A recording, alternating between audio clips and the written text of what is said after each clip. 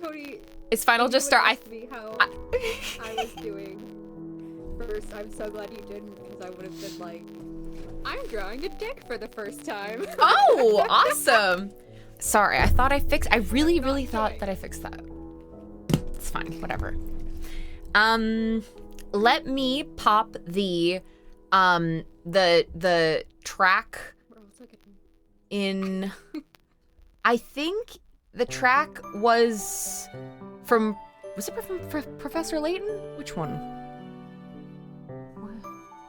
Yeah. This is just a it's just a pink mix. You're hearing static? And see if the static continues.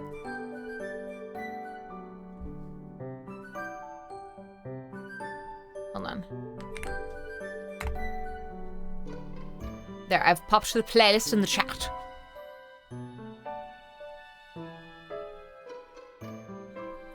Does the static continue when I mute? It's not my fault.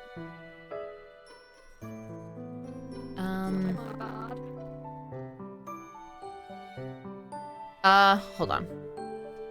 It might actually be.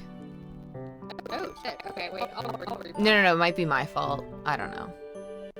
Let's all refresh. And why don't we all just refresh?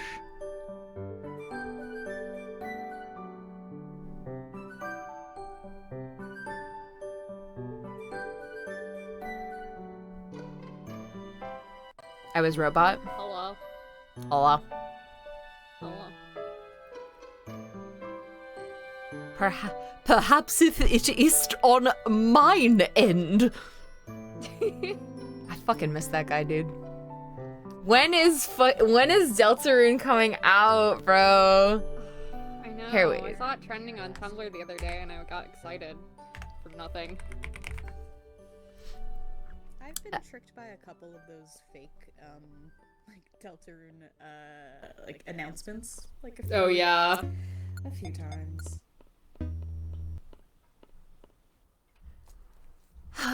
Okay, sorry, 1 second. I want this music to keep playing.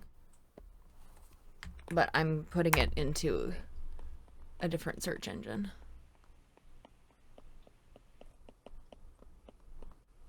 It's fine. We'll go to I'm across the house.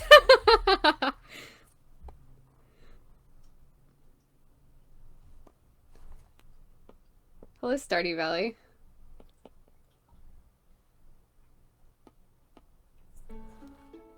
There we go. Yeah. There we go. That should be better. The thing about this fuck-ass... Whatever, it doesn't matter. It doesn't fucking matter. It doesn't matter. It's okay. I also don't think you should have to mysteriously reset the audio settings every time. I don't... Yeah. That seems like a odd thing to have to do, but what do I know? It's fine. I'm just, like, barely understanding this technology. Whatever.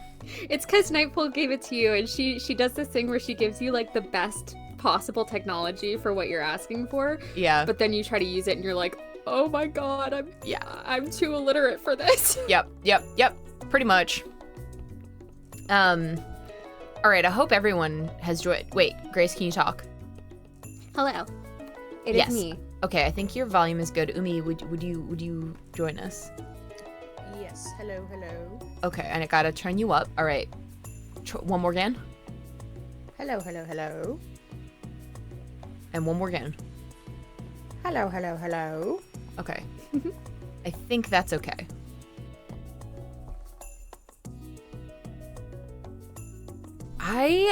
I don't know. I've been having issues with Discord on my phone, but it might just be my phone. Okay. Everyone sounds beautiful and normal, guys. Well, Umi just disappeared. Yay! So this is fucking awesome. Really good comedic timing, though. Yeah, really, really awesome. Yeah.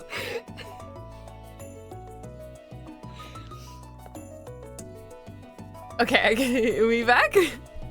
Oh yeah, I'm here. Hello. Okay, yeah. Okay, cool. Awesome. Okay. Guy, why did I just peek so bad there? The fuck? Am I just... do I need to be turned down a little bit? What the fuck?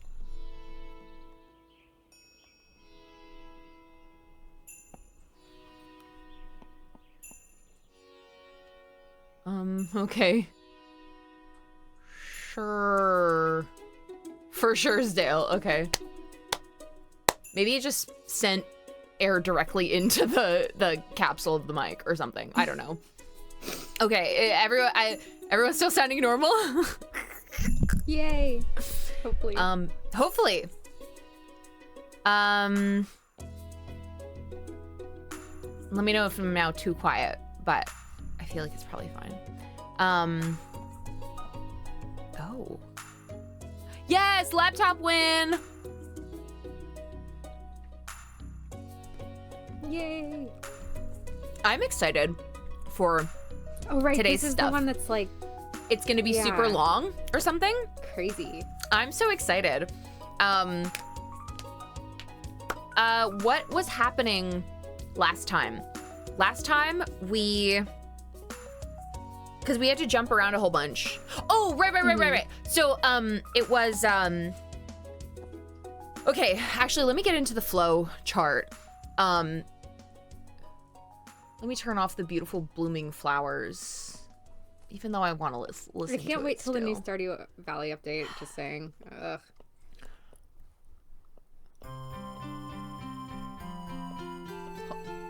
Hello? Oh.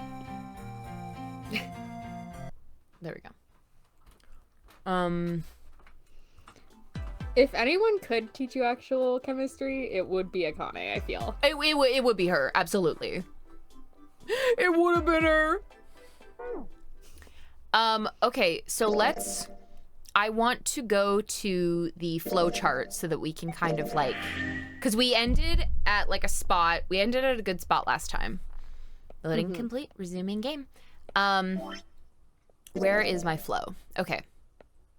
So we're here. Actually, you can't see my fucking mouse. I was about to fucking point at the screen. It's fine. It's okay, fine. Everyone can tell where we are. So we're there. So I think this was like, we went, okay, wait, what was this? The operating room, right. Oh, no. Oh my God. So we were in the operating room, and that is where, Clover and Seven, I almost said Snake, Clover and Seven, were with us, and we were like, The ship of Theseus locks socks, blah blah blah. They're gonna kill me.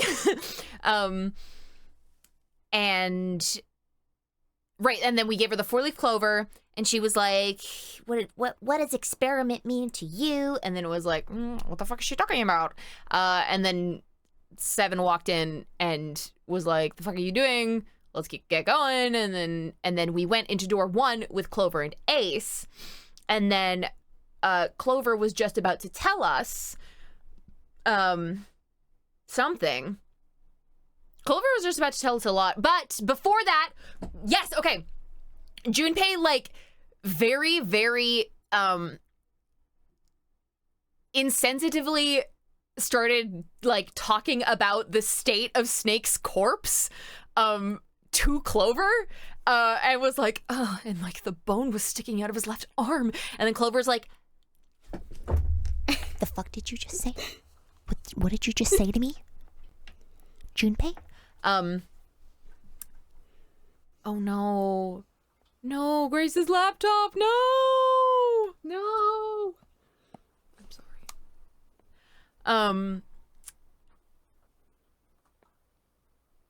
Yeah, no, that was so funny. Yes, Junpei looked at a guy with an axe in his back and went, oh my God, he's dead, because he saw the bracelet had come off his arm and was like, oh my God, wait, this guy's dead. And everyone's like, I had said that jokingly, that he was like, oh my God, he's dead. Then he said it.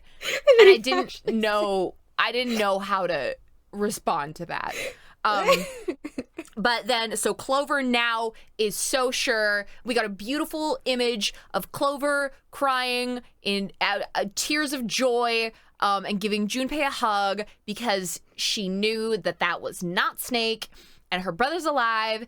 And then Ace walked in and was like, I'm very Ace. And we were all like, and that's about where we left off. Because then we were leaving. Forgive me if I'm wrong. I don't think Junpei knows that it's like that it wasn't Snake. Does he know that it wasn't Snake, or what's that? She told him. Okay. I see. Because, like, That's right. in the other route, he figured it out because Clover had told him in a different room. Yeah, she told us he's alive, but not why. And then in the red key route, Junpei had figured it out himself. But she told us in this one. So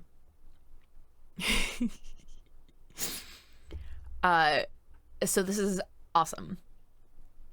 And then we left, and Clover had something. Right, she had something in her pocket, and instead of like putting the axe down the back of her jacket to hide it, she's got like a piece of paper to the safe or whatever. So yeah, we're probably gonna, anyways, okay. Let's start just from the top, right here. Junpei pushed through the door and found himself in a large room with a large set of stairs. The big stairs. So this is where it ends up. Just like it says on the map. It was just what he'd expected to see after reading the map. Sorry. His I see after reading the map himself meant that Ace had probably realized the same thing. Awesome. Starting out with some map praise, classic. Ace? Did he head down? He put his hand on the handrail and leaned over to look down. Oh, there he is. Look, the 4 others are there too.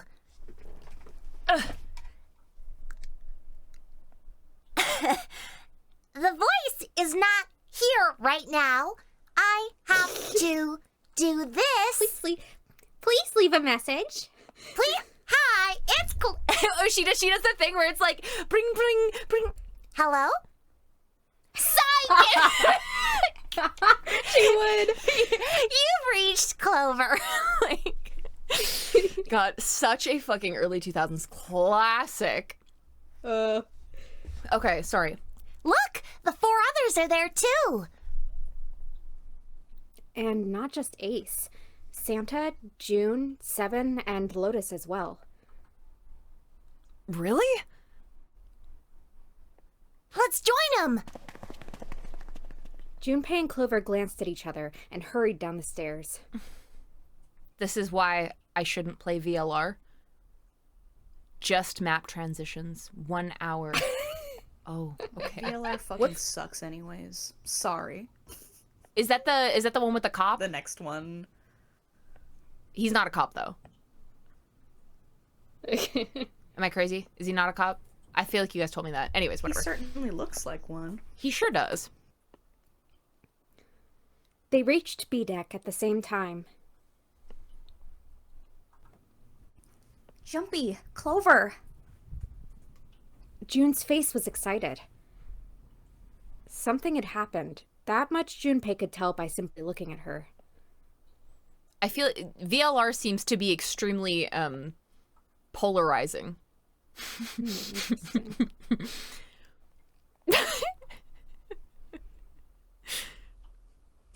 Hannah loves VLR. Hannah, God, VLR is just so fucking awful. Okay. What's up? Given their situation, he was not inclined to be excited about sudden developments. June, however, couldn't contain herself. We found it. Found what? We found it. What did you find? The last door! We found door 9. What? Come on, just follow us. We'll explain on the way. Okay. 7 turned and jogged off down the stairs. Okay.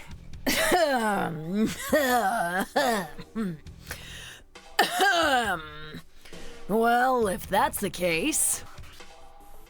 Wait for me. We should get going as well. The rest followed. Jumpy! We finally made it. The relief and excitement in her voice echoed what's that comma for? The relief and excitement in her voice echoed what each one of them felt. Yeah, that comment does nothing. Yeah. It's finally time. Junpei wasn't quite ready to believe they'd really done it. At least not yet. Still, if everyone said that it was door 9, then it probably was. We've reached the end. He could feel his heart racing. A mixture of anticipation and fear ran through his veins, and he could feel his legs shaking. He was doing his best to maintain a sense of healthy skepticism, but he couldn't deny that the prospect of escape was an exciting one. But something's bothering me. Only 3 to 5 people can go through the numbered door. 7 of us are on our way to door 9. That means that, best case scenario, there'll be 2 of us who have to stay behind. 2 people. Me and June. Is there a way? Junpei looked over at the clock. 4:30. We've only got 90 minutes left. I've got no time to wonder about it now. Hey! Junpei! June! What the hell are you two doing? Hurry it up! Santa's voice jolted Junpei out of his reverie. Let's go, Jumpy. Hi, Earl! June took off down the stairs, jogging as quickly as she could. Yeah. Junpei followed.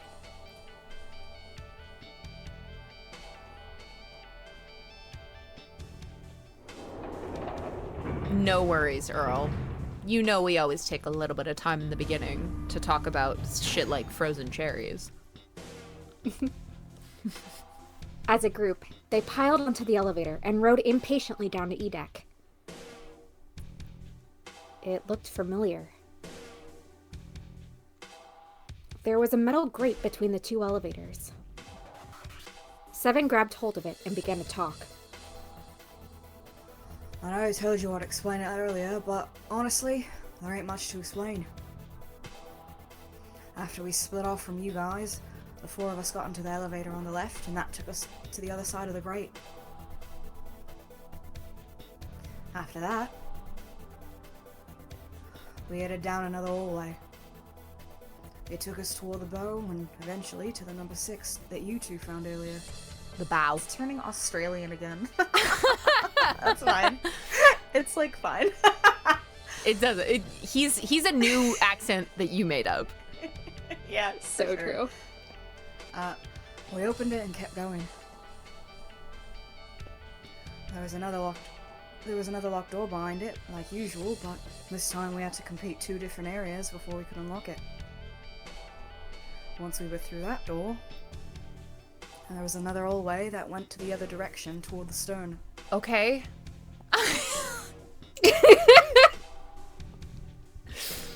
So, on your way, you found the elevator. That's right. So, in other words, you kinda did a lap, huh? You came from that side to this side. Yeah. Yeah.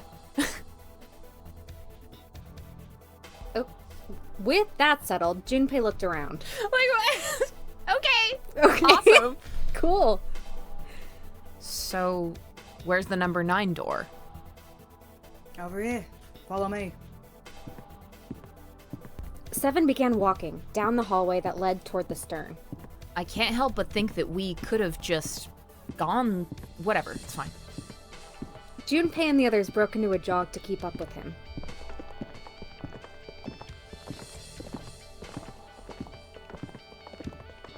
My bad. By the way, They had been walking for a while. June in silent step with Junpei when she spoke. you know, it's because of Santa that we're all here right now. What was I fucking saying? Sorry, I always forget that I say things in chat that I forget to say on stream. Let me go back to my last 999. Hold on. Let me go back to my last 999. Okay.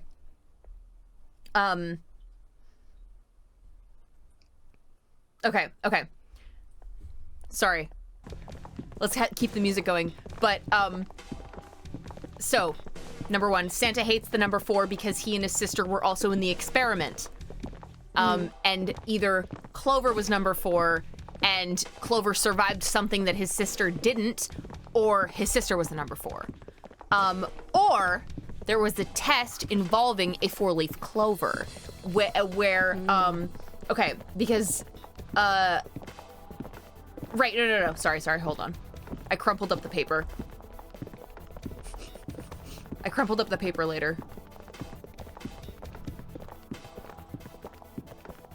I think that Santa and... No, because she said... Yeah, Santa was on the boat with... Hold on.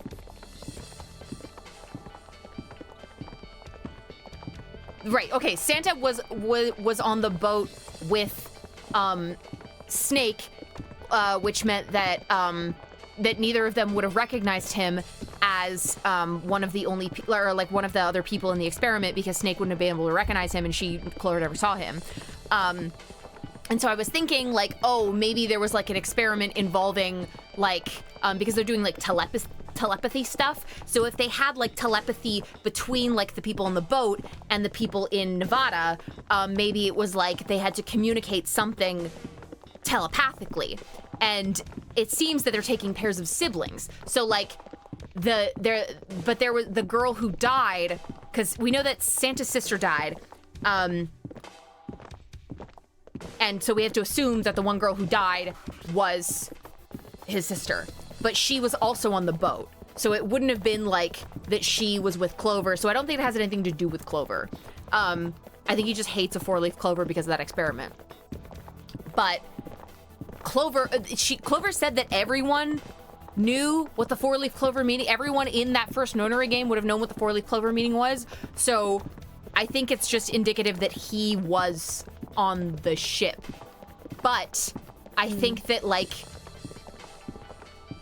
because like, I think that Santa is 0 and like his sister died, so he's getting like the people that were involved in it that he has some kind of grudge against, or like he thinks should have, I don't know. Cause like I was also thinking like, okay, so they're getting pairs of siblings, right? We have Santa and his sister, we have Clover and Snake, and then we have Lotus's daughters, right? So like, where the fuck do Junpei and June come into this? Because they, far as we know, don't have any siblings.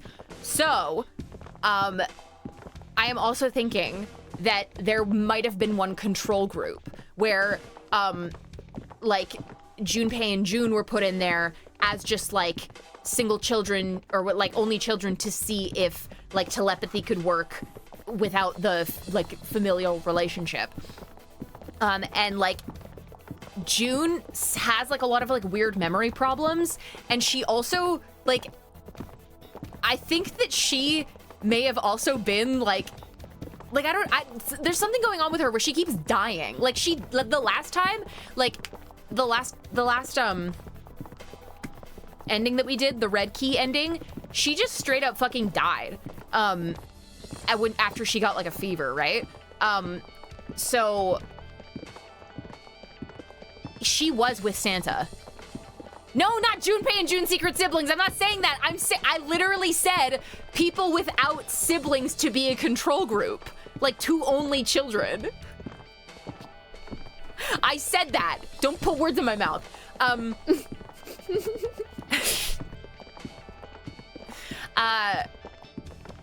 But Santa was with her. He was supposed to be with her. And then we just found her on the ground, like, dying from the fever. And then after Zero, like, spoke to, through the intercom to Junpei and was like, I lost, the door closed. And it was like, closer than you think or something like that? I don't know. But, yeah. So I think either Santa is Zero or is like working with someone else who could also be Zero.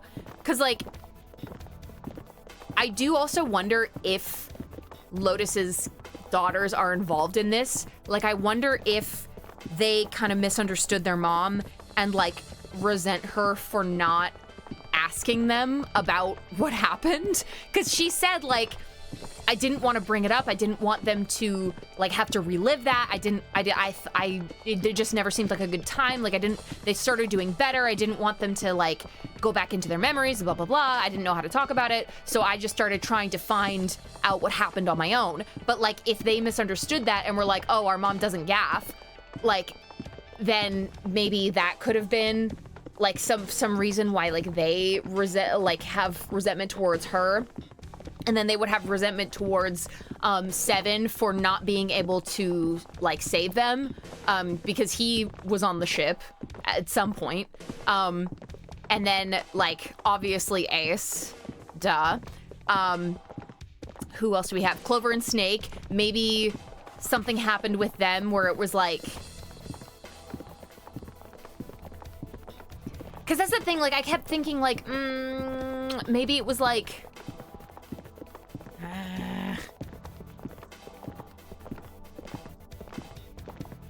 I don't know why they'd be here. I mean, like, we know that perhaps that Snake was bait for Ace to kill someone else.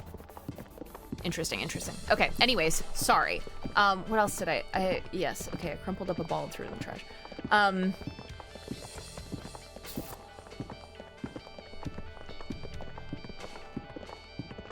Yeah. I also think the reason for the Nonary game was to find a cure for prosopagnosia, something like that. Or he wants to read people's minds so that he knows how to sell them pharmaceuticals.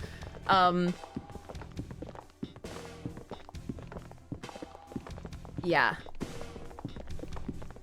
Anyways.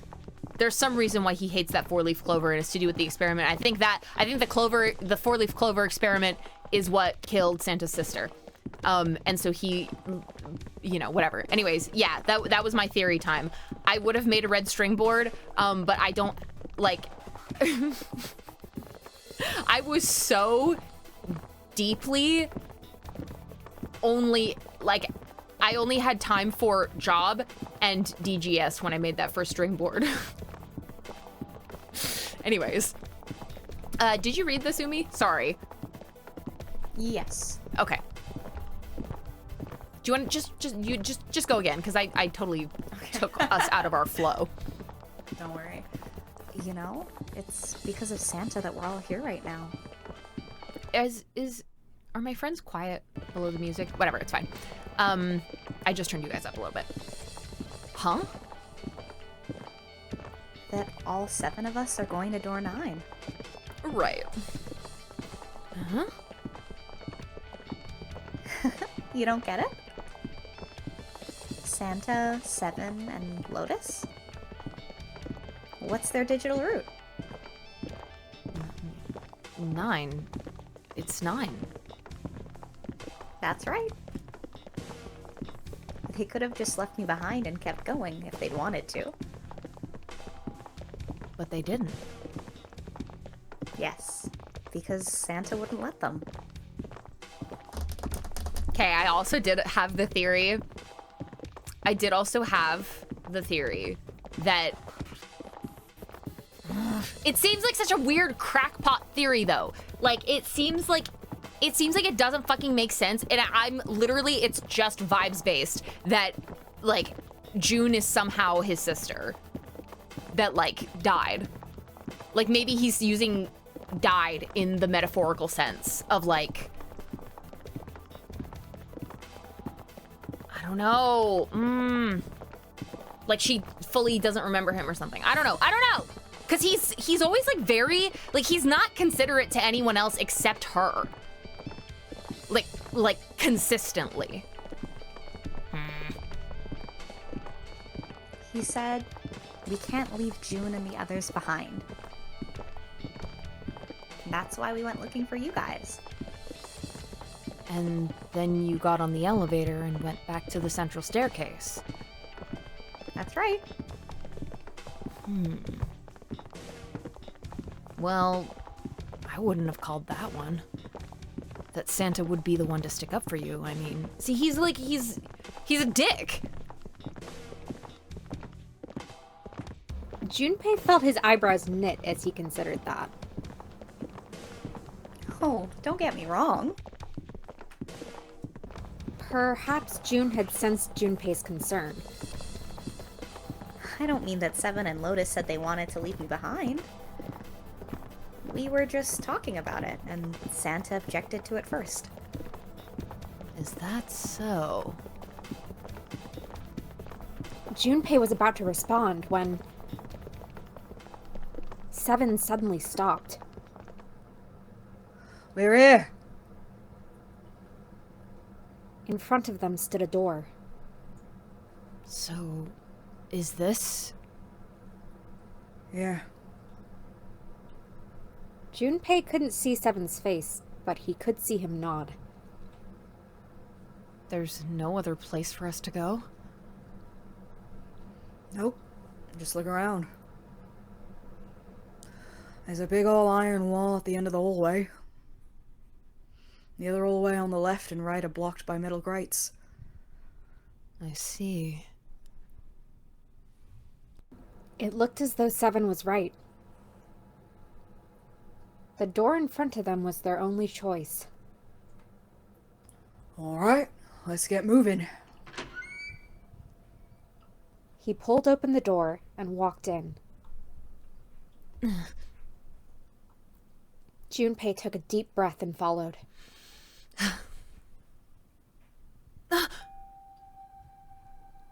It appeared they'd been telling the truth. No way. The first thing Junpei saw as he entered the room was the number. 9. Like all the others, it was a rough thing made of red paint. The door it decorated sat on the back wall of a rectangular room. Junpei ran up to it. The 9 door. It was a large double door with powerful styling. Okay. I don't know why that got me. With powerful styling, darling. Yeah.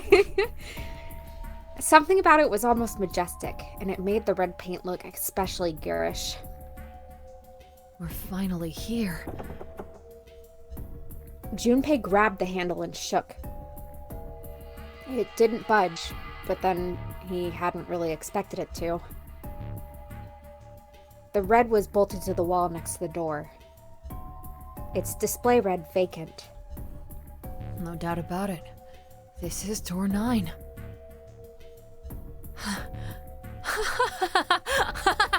Finally! This is the last! Junpei felt a flood of emotion wash over him. He felt a chill down his back, and his chest tightened even as his blood began to boil. There was a moment of complete silence. Junpei, look behind you. He turned around. Behind? Huh? Junpei could scarcely believe what he saw. Why? A door and a 9. There's another one. Hey, what the hell? What the hell is going on here? His words came slowly, and his brain struggled to understand what he'd seen. On shaky legs, he made his way to the second 9. It was a small door, set parallel to the door they'd come through, but in the other corner of the room. 9. There was no mistaking the number. And if any more proof was needed, a red was bolted to the door near the a red was bolted to the wall near the door. Stop saying that. There's a red there. Did you guys? Sorry. Sorry, Did you yeah. have you been watching the Artemis stream at all? No. Oh, The Artemis The- stream? What's that? the Artemis 2 stream with the crew that's going to the moon, or like around Oh, no. I didn't even know that was a the moon. thing. And one of the astronauts on the live broadcast said 6-7, and the whole chat of like 800,000 people was just Wow. spamming 6-7. It Wow. was so beautiful. Wow. That's, yeah. That's what it reminded me of. There's a red there, too. That means... And of course it won't open. He grabbed the handle and shook the door, not because he expected it to open, but because he had to make sure it was real. But why? Why the hell are there 2 doors? It was Ace who spoke first. Do you think perhaps one is the right door and the other is the wrong one? Lotus was skeptical. I don't know about that. That seems unlikely. What makes you say so? Well, think about it, all the rooms we've been through so far. They're full of puzzles, but there are always hints about how to solve them. I'm pretty sure there aren't any rooms where we just had to go with our best guess and leave it to instinct to solve the puzzle. Do you really think that at the very end of the game, Zero's going to suddenly throw in something that depends entirely on luck? Oh shit. My video crashed. Give me 1 sec. Oh no, I see it now. My video's back. Okay. Umi? Then you're saying there's some... Oh, can you hear Hello? me now? I can hear Umi. Can you? Umi has disappeared for me. Oh, that's very odd. I can refresh. Okay, I'll tell her I will refresh. To my knowledge, Umi Umi's is going not to in the call. refresh. Okay. You can hear Umi. My god damn it, it happened again. This is always fucking happening. I'm sorry. What is it about this fucking thing? Okay. Hello. Hi, I'm sorry. Well, don't worry. Okay. Then you're saying there's some sort of hint in this room? No, I don't think there's a hint anywhere in here. I searched it very well when I was in here before. I didn't find anything that might have been a hint, though. But I know something else that's in here. Mm-hmm.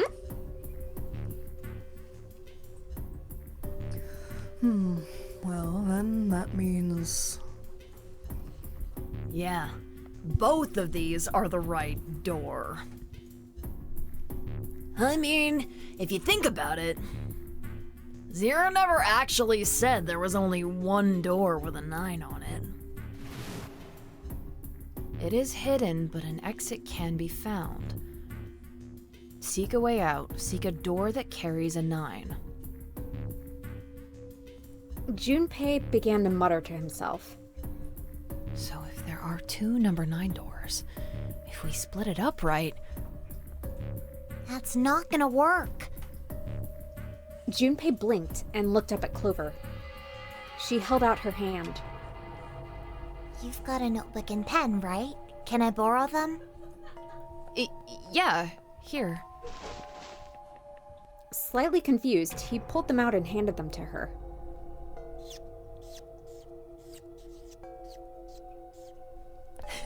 I did this earlier when I was trying to figure out which one of you guys to kill. Look at this. Clover opened the notebook to a blank page and set it down on the desk. Everyone else gathered around her and watched as she wrote down a series of numbers.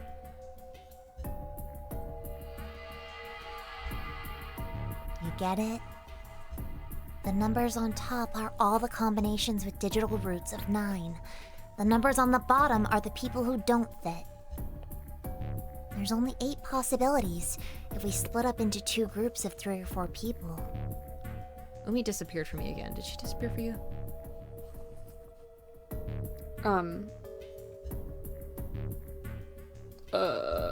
Oh, no, she's back.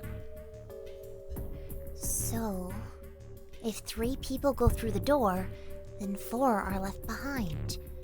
If 4 go through... Oh, wait, no. Oops. Sorry. That's Junpei.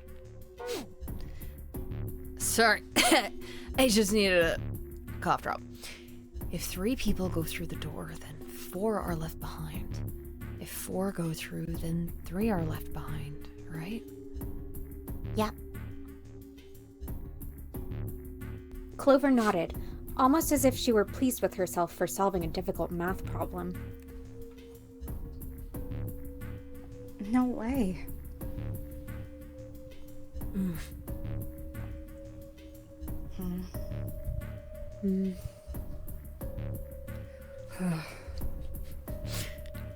Everyone's got something to say.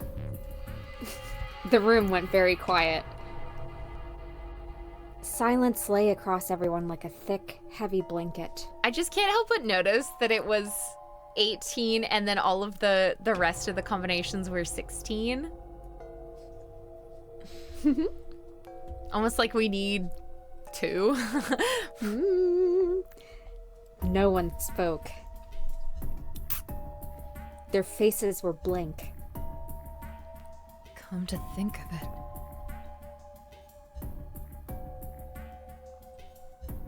Desperate for something else to look at, Junpei turned his eyes to the room around him. What is this room? The walls were covered with candles. It's like a weird chapel thing. The wavering flame made the shadows of Junpei and his companions look as though they were dancing. 2 rows of wooden pews filled most of the room. It looks like it's set up for some kind of ceremony. But what kind? A resurrection! Wait. Is Snake Jesus for real? Actually... Is he risen? Wow. Happy Easter, everybody. Between them was a strip of rich red carpet. The carpet ran straight through the room, ending at the door that pointed to the stern of the boat. At the other end of the carpet...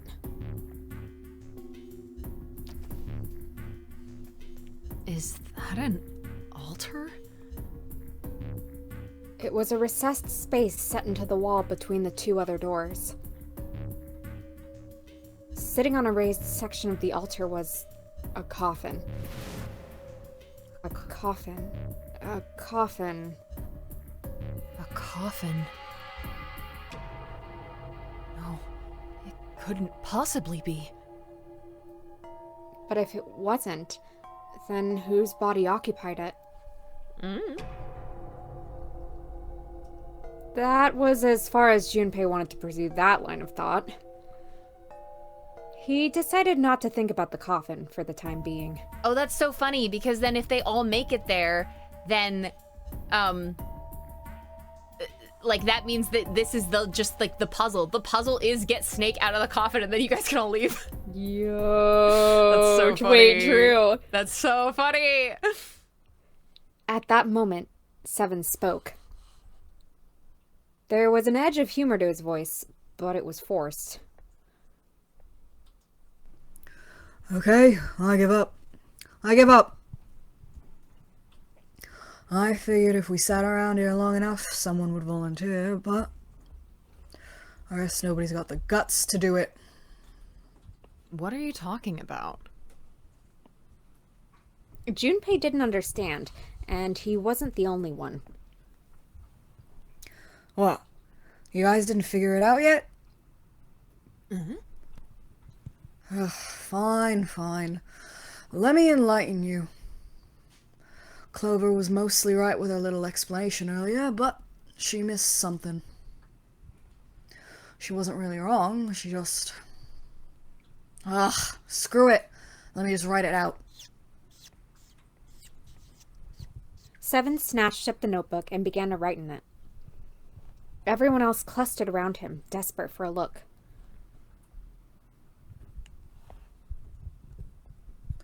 If you're trying to leave with a group of 3 and a group of 4 and get everyone out, Clover's right.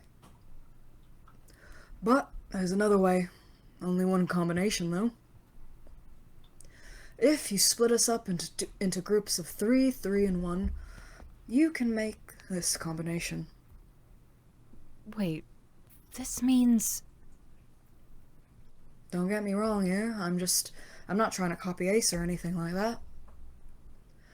Even if he hadn't been the hero back in the big hospital room, I'd still be saying the same thing. The same thing?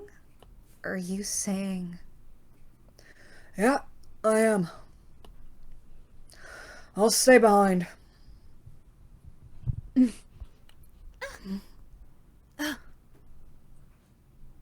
Why are you acting all so heroic all of a sudden? Are you some kind of idiot? Lotus was the first to speak.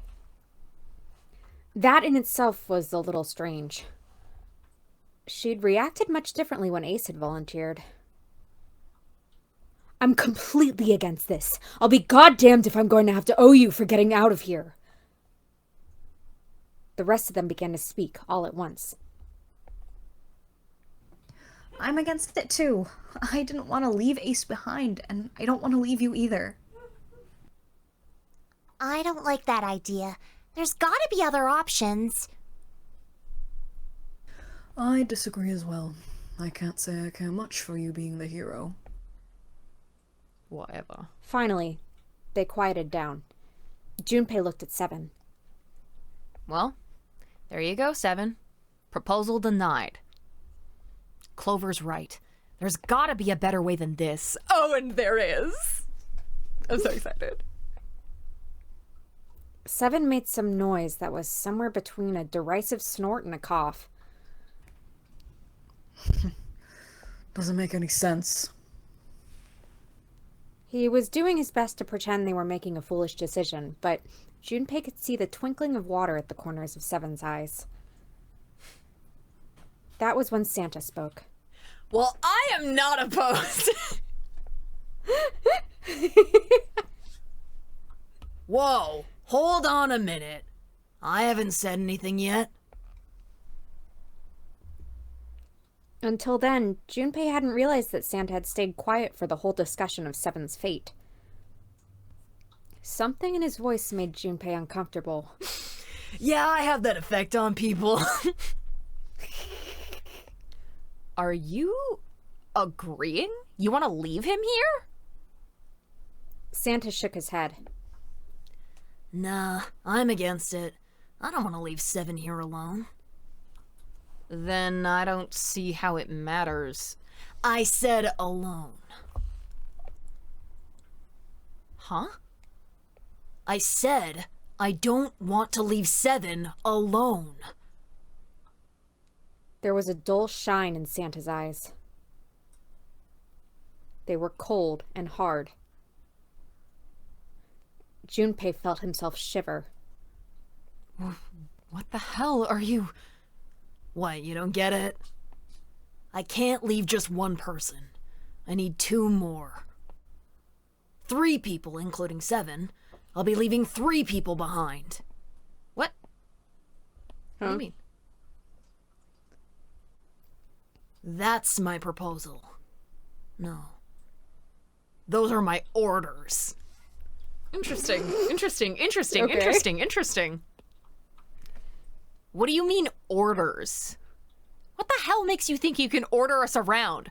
Who the hell's gonna listen to you? You all will. In 3 seconds, you won't have a choice. What? 3, 2, 1. Santa was so fast, Junpei could barely see him. When he moved, it was almost like watching a dance. His feet moving like lightning. He spun, and...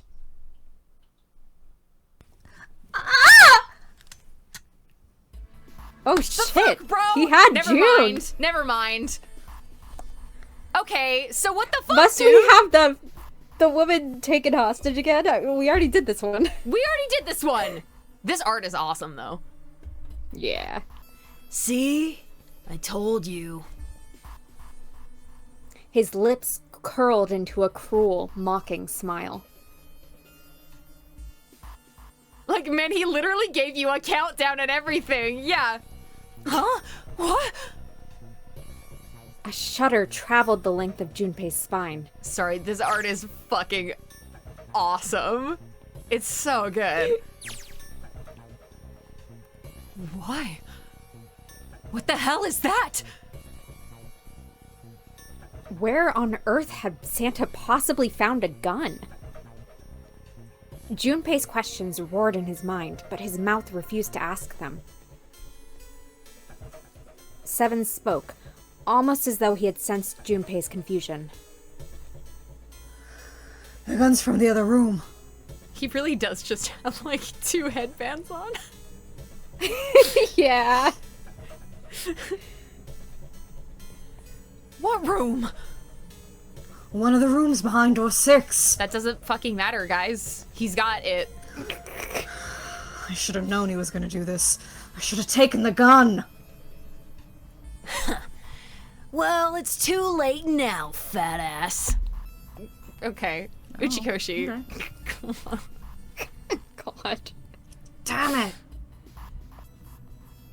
A mixture of fury and frustration twisted Seven's face, and he glared at Santa. Santa, for his part, didn't so much as flinch. The corner of his mouth twitched into a slightly wider smile. Then the smile faded, and he began to move. He walked backward, dragging June with him. Before long, his back was resting against the door. On the wall next to him was the red. He put his hand on the scanner panel quickly, and then forced June to do the same.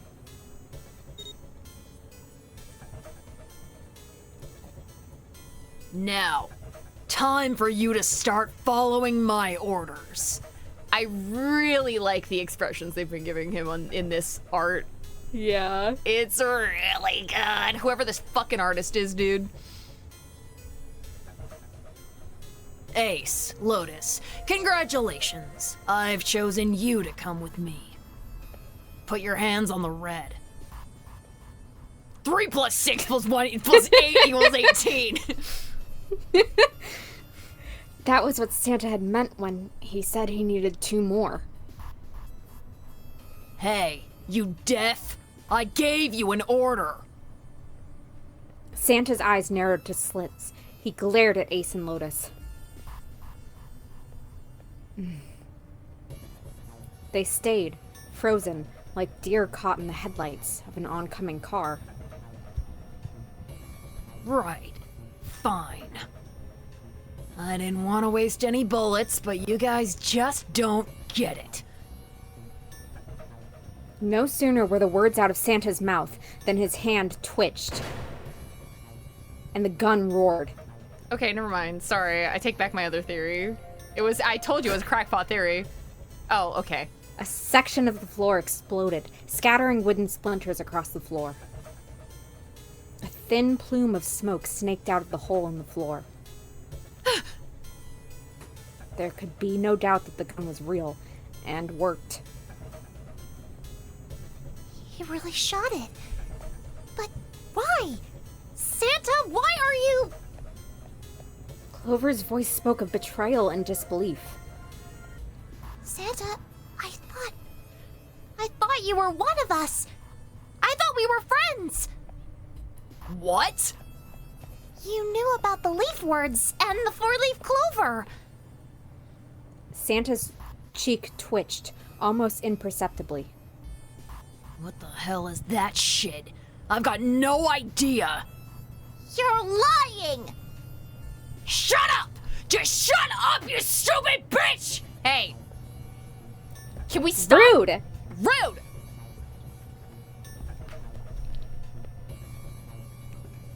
You want me to put a bullet in your fucking head? Flecks of spit flew from Santa's mouth, his face twisted with rage. Clover recoiled, her eyes wide. When she spoke, her voice was very small. Santa, He snorted, then shook his head vigorously and turned to face Ace and Lotus. All right, assholes. What are you still standing there for? Get over here and scan those bracelets. I don't have all day. Oh, what's the matter? Your hearing's starting to go? Going senile, maybe? Ace and Lotus still didn't move. It almost seemed as if they couldn't move. June's face was pale behind Santa's arms. Oh. Her eyes were wild, and her chest heaved with every quick breath, like an animal cornered by a predator. Junpei's mind worked furiously. What were they going to do? Then he realized something.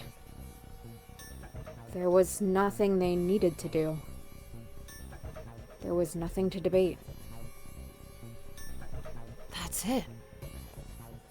June's safety was the first priority. Oh, he didn't, like, have a revelation. He was just like, that's it. That's it. That much was obvious. Doing as Santa commanded meant that she would be safe from at least 2 threats. She wouldn't be shot, and she would leave the ship alive, along with Santa, Ace, and Lotus. There was only one thing for Junpei to do. It's the only way. He turned to Ace and Lotus. I really thought Junpei had something there. My bad. Please, go. Huh. No way. Jumpy, what are you saying? If you stay here, you're gonna be stuck, Jumpy. And so will Clover and Seven. I know. But if you don't... But you don't need to worry about us. We'll figure something out. Right, Seven? Right. You just leave it to us. It's gonna piss me off to do what Santa says, but... don't worry about me either. There's still something I have to take care of. No. No, you can't. Ace, Lotus, don't come over. Don't worry about me, please. June was almost crying. Junpei walked around behind Ace and Lotus. He gently placed a hand on each of their shoulders Please. and pushed them toward the door.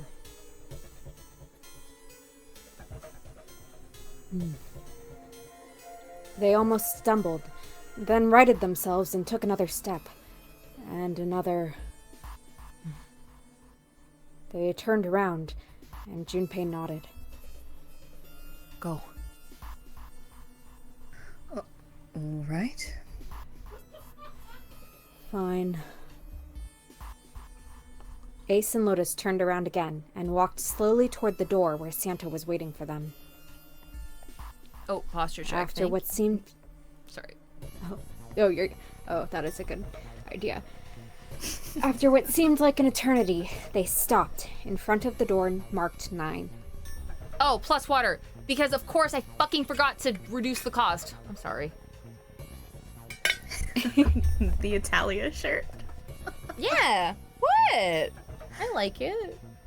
No, it's cute. It's Florence. I was in Florence. That's awesome. I love at all times Italian pride. Never. What can I say? Be You know, ashamed to be Sicilian. never apologize for being Sicilian, okay? Never apologize for being Calabrian.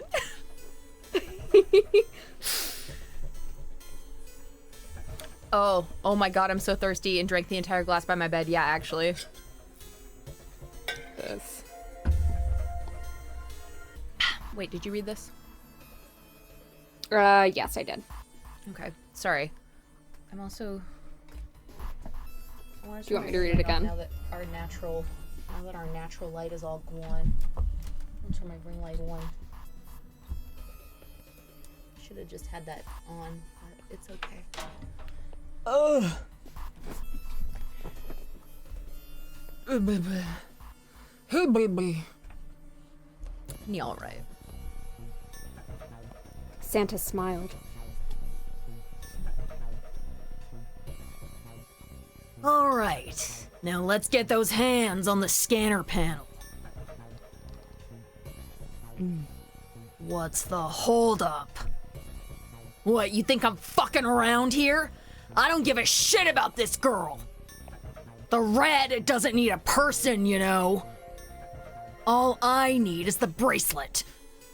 You get it? Good. Now put your fucking hands on the scanner. Oh, what a scene to come into. Sorry, so he wasn't done speaking, sorry. You get it? Good. Now put your fucking hands on the scanner. I'm not gonna say it again. He shoved the revolver harder against June's head, and she winced. Fine. Ace sighed, defeated, and placed his hand on the scanner panel. Lotus went next. Lotus glared at Santa and slammed her hand onto the scanner panel. The 4th asterisk blinked on. Good job. Now, Lotus, pull that lever. Soon as the door opens, get your ass in there. Try anything stupid, and you know what happens, right? Damn it. Junpei could almost hear Lotus's teeth grind.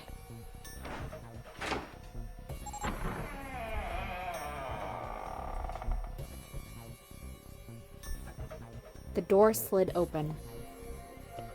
Door number 9 opened at last.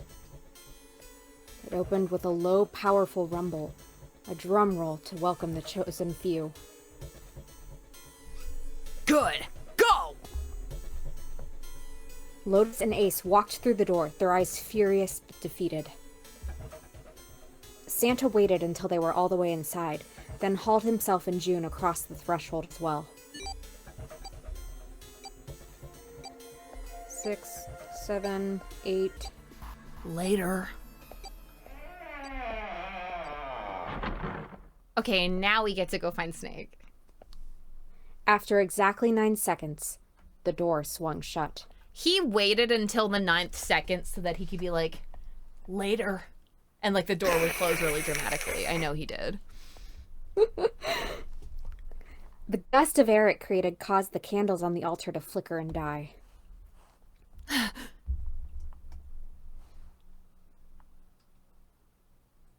The room fell silent. Junpei, Clover, and Seven had been left behind. Clover looked down at her hand and traced with her finger the faint blue veins that crisscrossed them, Dude, me today, when I saw... Which shoulder is it? Is it this one? There's, like, one of my shoulders... Sorry. I think it's this one. A vein... Why was it ballet today? Like, a vein, like, popped up really prominently, and, like, I could feel it. And it was, like, kind of scary. And I'd never had that happen. I could feel it. It was, like, popping up out of my, like, shoulder. Out of my fucking shoulder. I don't know. Doesn't that happen because you're, like, muscular? I don't know, maybe. Which one was it? I don't know either. One of these bitches. I think, no, it was Or this dehydrated, or both. one. I don't know, maybe it was both. But it was like, I could really feel it. Tony and her tiny box, look at my shoulder! I don't know, I felt it, or like, cause I went like, I felt it, I saw it and then I felt it. Because it looked like three-dimensional, and I felt it, and I was like, is this like a fucking varicose vein or something? But that's not how varicose veins work. Whatever, it's fine. Seven shoved his arms into the front of his overalls and scratched his stomach. No one spoke. Boom, boom, boom, boom. Silence made the air feel thick and oppressive. Desperate for something, anything, to occupy his mind, Junpei walked to the larger of the two 9 doors. Oh, bro, I know veins are three-dimensional. You want to see some shit? My hands, like my arm, my hands, got these crazy fucking veins in it. This is like not even. It's like it's bad when like. Okay, hold on. Let me That's let me actually let them wild. soak a little bit. Let me get gravity in there. I was gonna say they're already really prominent. Yeah. No. And I have the same kind of like pretty, like- you know, like. Ugh, they kind of. Damn, girl.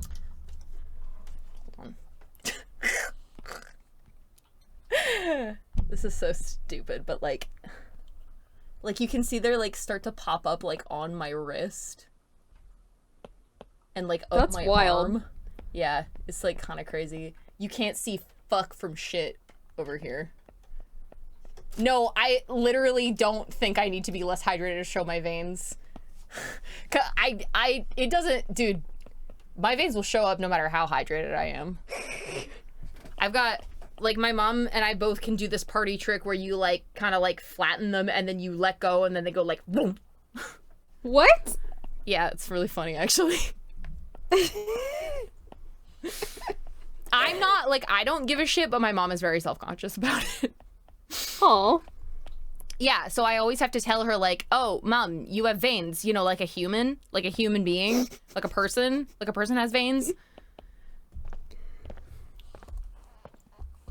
It's not a concerning health thing. It's fine. It's also great when you go to the, like, when you get blood drawn or something. yeah. Because you can be like, look at my veins. Dude, I always do my left arm because, like, I'm right-handed. So, but, like, even right now, I can just, like I can feel this vein and, like, press on it. And, like, it feels, like, elastic-y. I got excited because I have such a beautiful, like, centered vein in the middle of, like, the small of my, like, where, you know, the elbow is, where your arm bends or whatever. And when I went in for surgery, I was like, here's my vein. Isn't it great for the IV? And she's like, actually, we're going to put it further down. I was like, oh. Yeah. Yeah. Do they draw from those ones? Wait, the ones in your... Yeah, like, I get this one drawn all the time. When I get, like, blood tests and stuff. I remember I had to get a fuck ton of, like, thyroid and iron and whatever. There was a fuck ton of blood tests they were doing on me. It was, like, 10 vials. And it just kept, like... Psh, I was there for a little while. They're like, if you don't have issues at the start of this test, you will when we're done. Sorry. Anyways, no, He it's just fun. stood Fun in front of tangent. it. Oh, go ahead. Sorry. No. I was just saying fun tangent. He stood in front of it and looked at the red. Did I get a snack after? Probably. I don't remember.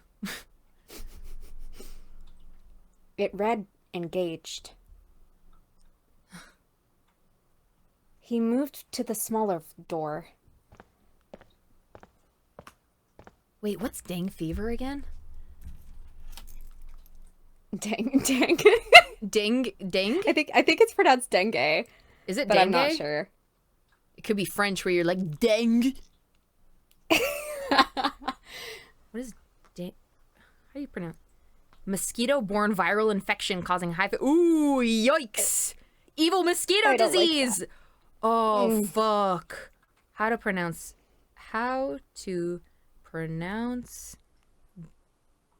dang.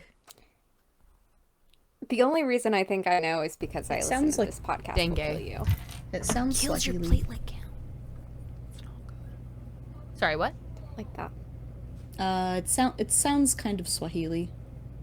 Maybe Yeah. dengue? Google is saying dengue. Anyways, sorry. Okay, well, we will stop for our good friend Grace who doesn't like veins. Yeah. So I'm Sorry, sorry about your Grace. evil mosquito disease, Grumpy.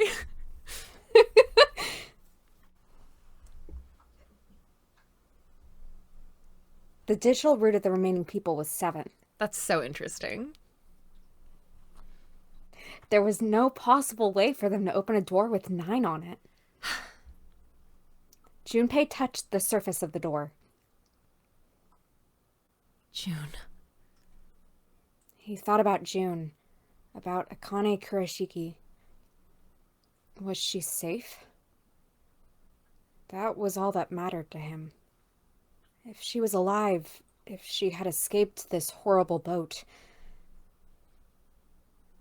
That was what Junpei prayed for. It's almost like Clover told you that her brother wasn't dead and her brother has the Nabatu.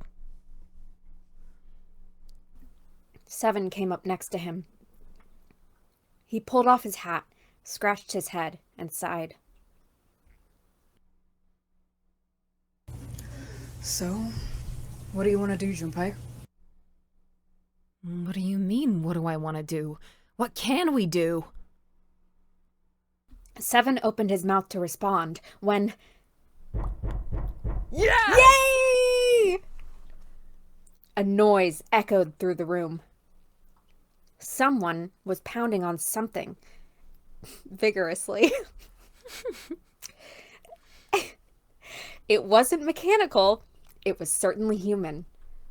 And it was wearing a cunty new outfit. Junpei and 7 looked at one another. What the hell is that? Shh! Quiet! Clover motioned to 7 to be quiet. She put one finger to her lips and closed her eyes in concentration.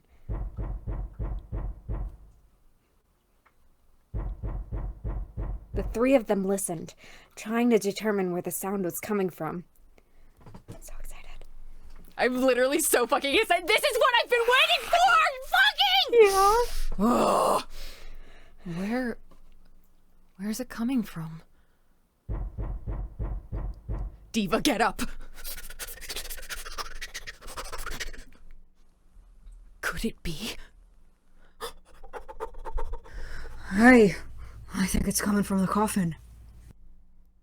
You're right! Let's open it! But how? What are those muscles for? For show? She's so fucking funny, dude.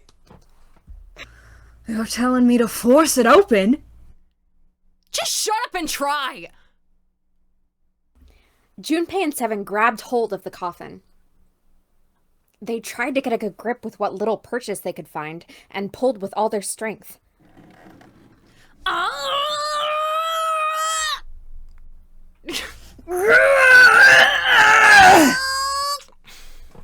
Damn it! Man, it won't even budge. There was some sort of keypad attached to the coffin. Its purpose would not have been difficult to determine. Their eyes were almost immediately drawn to it. Not another one. Yeah, looks like it. Do you think we have to put in the right password or it won't open? I think so. The noise wasn't stopping. Hi, Diva. In fact, it was getting louder. Whoever or whatever's inside this thing wants out, and now.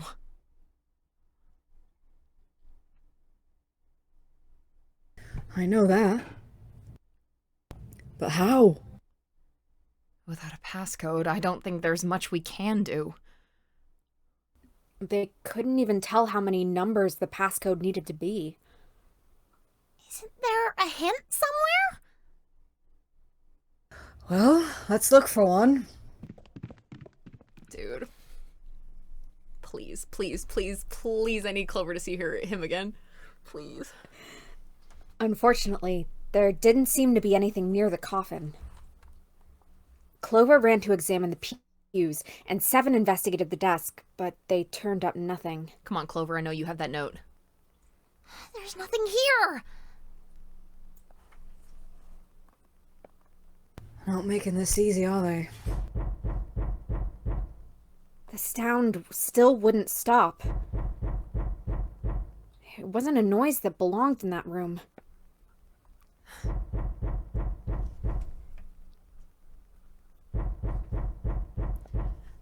What's the passcode? What am I supposed to do? How can we figure it out? I need something. And we go into his ear like in Jimmy Neutron, and it's like, brain blast! The world blinked. It's literally brain blast. Suddenly, there was a voice inside of Junpei's head. Truth had gone, and truth had gone.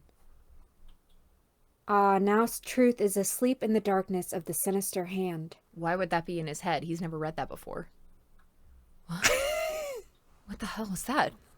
That voice. Junpei was utterly and completely baffled. Huh? What? He's speaking in tongues! What's up? Seven and Clover ran over to him, but Junpei didn't know what to tell them. Oh my god, this is actually just like when Christ rose from the dead. All of the apostles were speaking in tongues.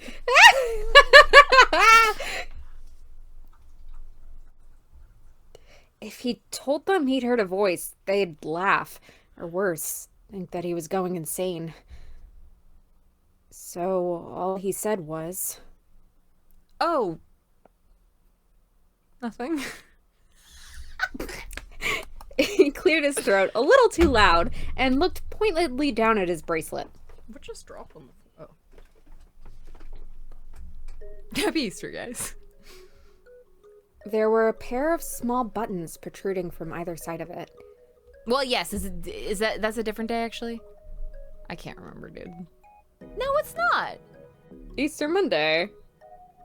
Well, it's Tuesday. But... Right, but I can't remember exactly the day when that happened. I cannot remember.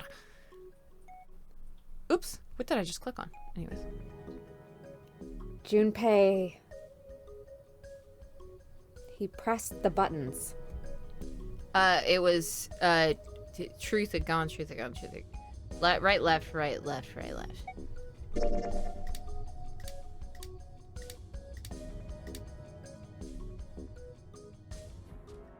That was it.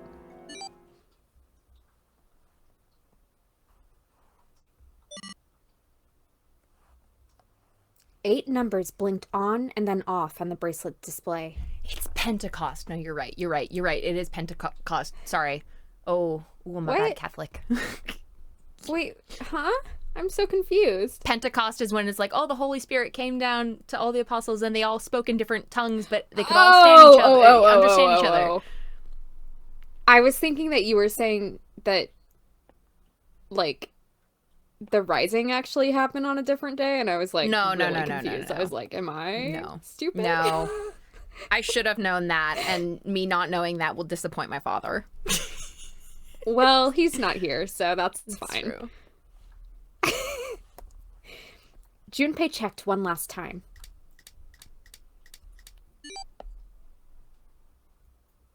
1, 4, 3, 8, 3, 4, 2, 1.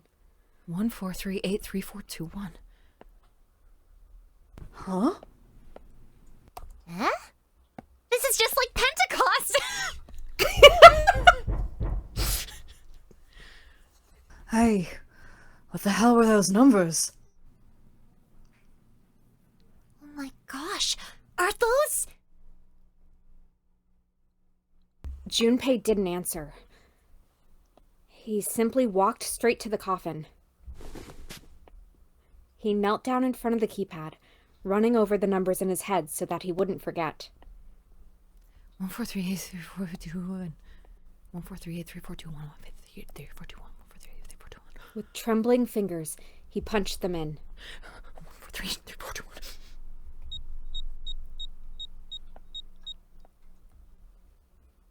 1, 4, 3, 8, 3, 4, 2, 1. That was all of them. He punched the E button. There was a moment of complete silence.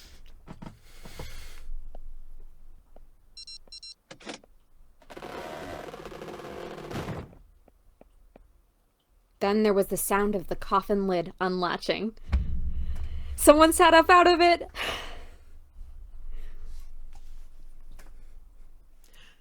No way! Why? Why are you?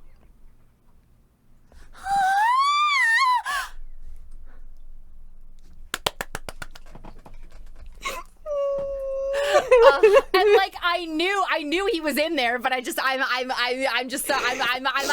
ecstatic right now. What can I say? Yeah. He's like, oh, is that you, Clover? I apologize for worrying you. Snake!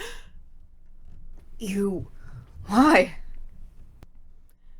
Junpei and Seven, is that you? Is everyone else there as well? Just like Rip Van Winkle. What does this Okay. mean? I feel like I've heard this name before, but I have no fucking clue what that means. Who the don't fuck is either. I Rip think it Van was Winkle? Was it a toad? Sorry. I don't.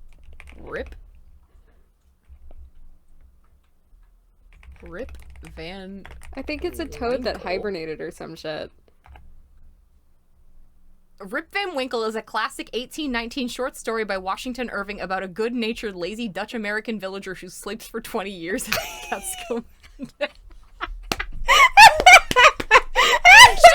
Why the hell not? Just like Rip Van Winkle. Just like Rip Van Winkle. But yes, anyways, we found it. We found the route where Snake and Clover get to see each other again. Sorry, He was a toad? He was a toad? I thought that Rip Van Winkle was a toad for some reason that hibernated, and that was what... No, yes he was. He was a toad. Anyways, just like Rip Van Winkle. Still, it was very much like Snake to simply cut to the heart of the matter and ask.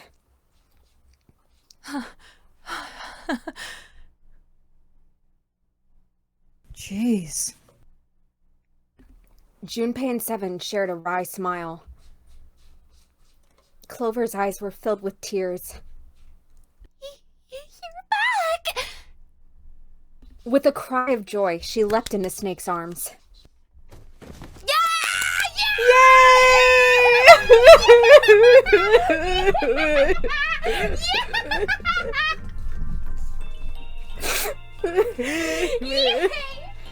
Oh, I'm so excited. I'm so happy. Oh, I'm so fucking happy right now.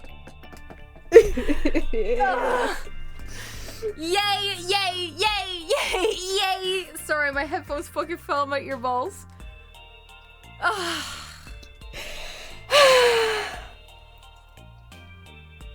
Yeah, I literally drew this exact thing, just not in this outfit. Here, wait, hold on. Let me go get it. I do want to see it. Yeah, hold on. Sniffle. Oh my god, I'm so fucking happy right now. Oh my god, I'm literally so joyful. Joyful, happy, smiling. We're literally, it's not even, because it was my delusion. I put the, hold on. I said my delusional hope. My delusional hope, and it was real. It was real. I'm always right.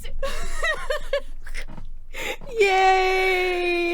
That's so funny. It's even the same. gosh. Like, It's literally kind of the same. she's on the same Why- side. Why did I know that? Yeah. How does it feel to manifest? It feels awesome. It feels great. It feels like I get everything I want. I get everything I want because I attract it. Yeah, my dream is reality. Oh, I'm so fucking happy. Yeah, her clutching his jacket. Well, what can I say? What can I say? That's what she would do. That's what she's doing right now. Tony screamed, "I'm always right," and then Twitch crashed for me again. I'm so couldn't handle sorry. it. Oh God. And now I have to draw this one. This one. Oh, I'm so happy. Sorry. Always bet on sibling stocks. Exactly. Okay. And I'm imagining him doing like a little like, oof. So he's like, ooh, gently now. My body's still a little weak.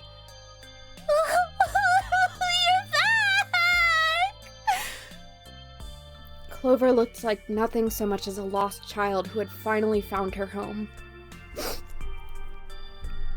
She cried and cried and cried, and so did I. Me too. Me too. Her eyes Rage the were fuck. red. Yeah. Her eyes were red and her nose was running. She hiccuped and gasped as if she were about to begin hyperventilating. Okay. So she's like, oh wait. Hold on. Let me do like a, I'm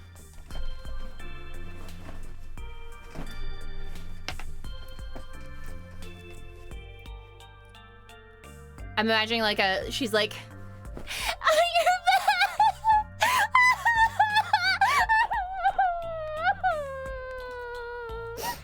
Yeah.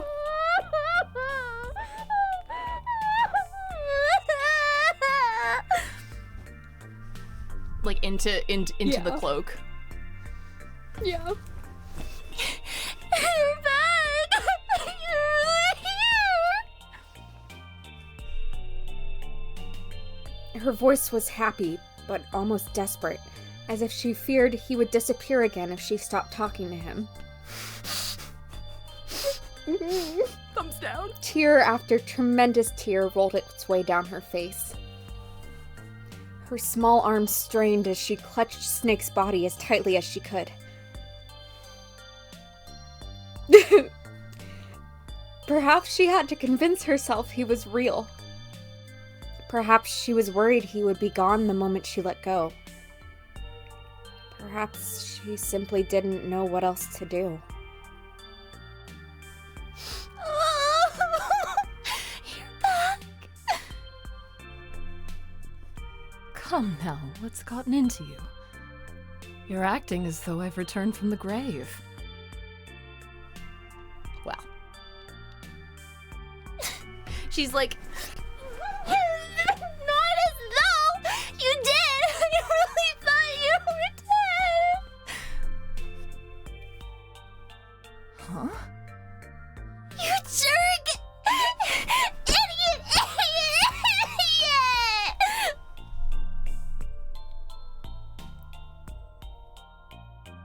Clover broke into sobs so great she could no longer talk. It was a touching reunion between brother and sister. Even though Junpei knew they had little time, and every minute they waited was a minute they wasted, it felt cruel to pull them apart. It is, and you will wait. Junpei and Seven sat down on one of the pews, waiting for Clover to calm down before explaining to Snake what had transpired.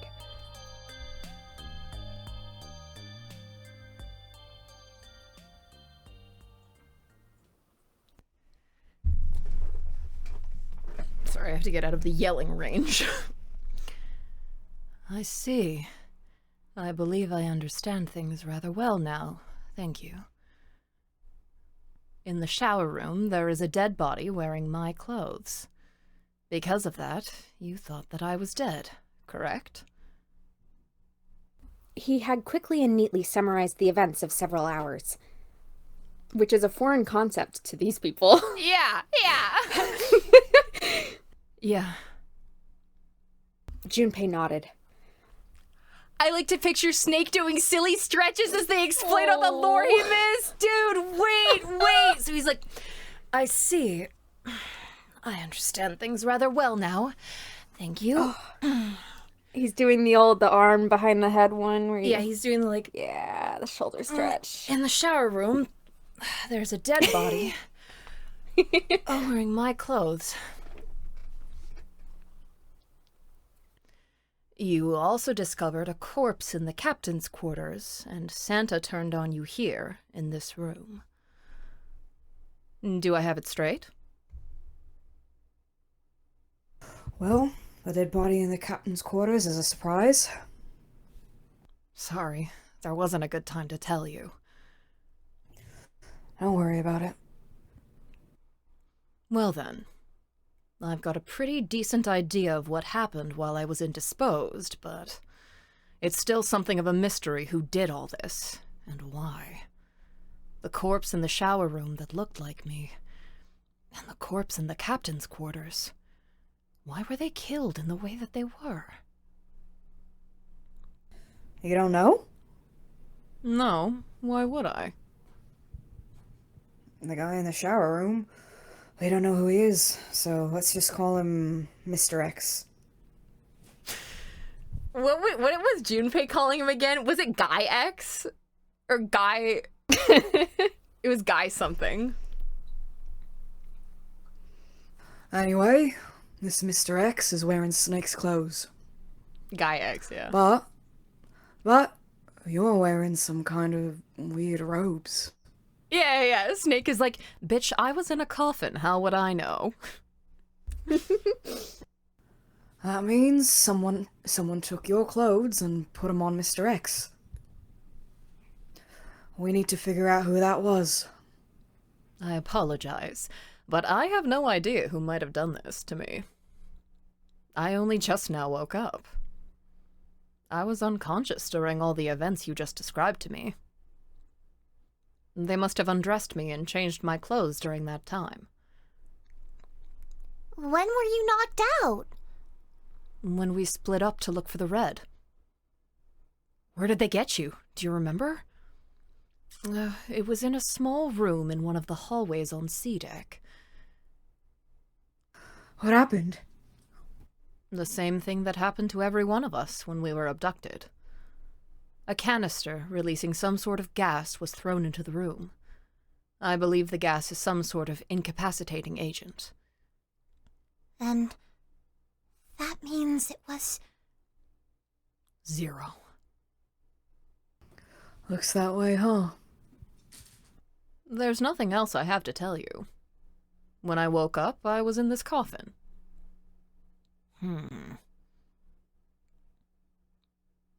Junpei crossed his arms and thought.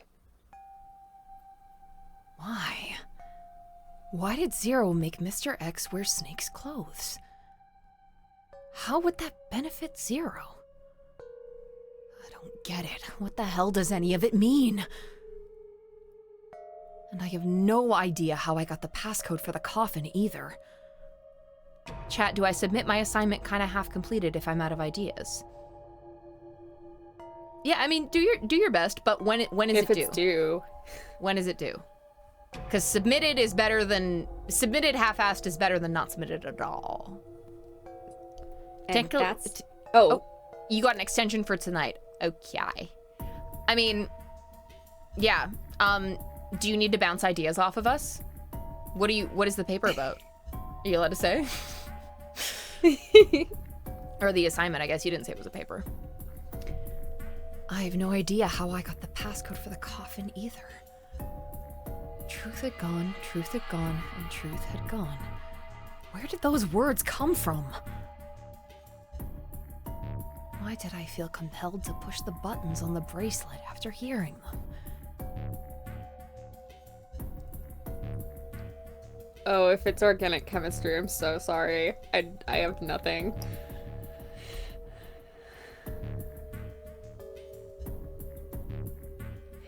Seven had asked him about it while they waited for Clover to finish crying. He'd had no answer for him then, and he still didn't. All I know is my fingers moved on their own. It was like I did it subconsciously. Oh, no, wait. They're on the boat. Are we, the player, are we Nevada? Something to think about.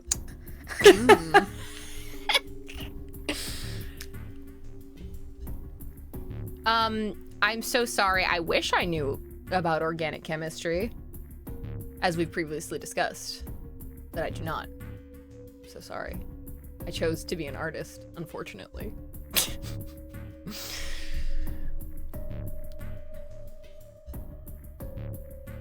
I have several different paths for some questions that are half finished before abandoned because I can't get from point A to point B. Maybe you have to find the key in order to get from point A to B, just like a flowchart that we know of, perhaps? Maybe it's a flowchart. Maybe you need to go redo one of the puzzles. Maybe there's some dialogue you didn't find. I don't get it. What the hell does any of it mean? His mind was a maelstrom of mysteries, clues, theories, and more mysteries. He could barely think. Sorry, oh my gosh. You're fine. You know I've trained on cold reads, Tony. Yeah. Sometimes I'll just like press it and I'm like, oh my god, that wasn't done. And also, Snake and Clover had been subjects in a similar experiment 9 years ago. The ability to access a morphogenetic field is affected by a couple of things. The first is epiphany, and the other is danger. And someone did actually die.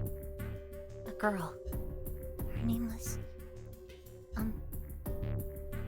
There had been another experiment conducted on this same ship 9 years ago. Professor! I could really use a hint coin in this organic chemistry assignment. Sorry, I was in the middle of fucking reading. Sorry.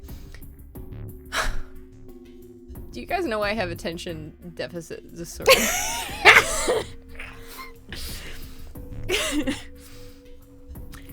There had been another experiment conducted on this same ship 9 years ago, and a girl had died during it. Okay, well, you're so welcome, as long as it helped. Morphogenetic field theory. The two murders. Switching clothes.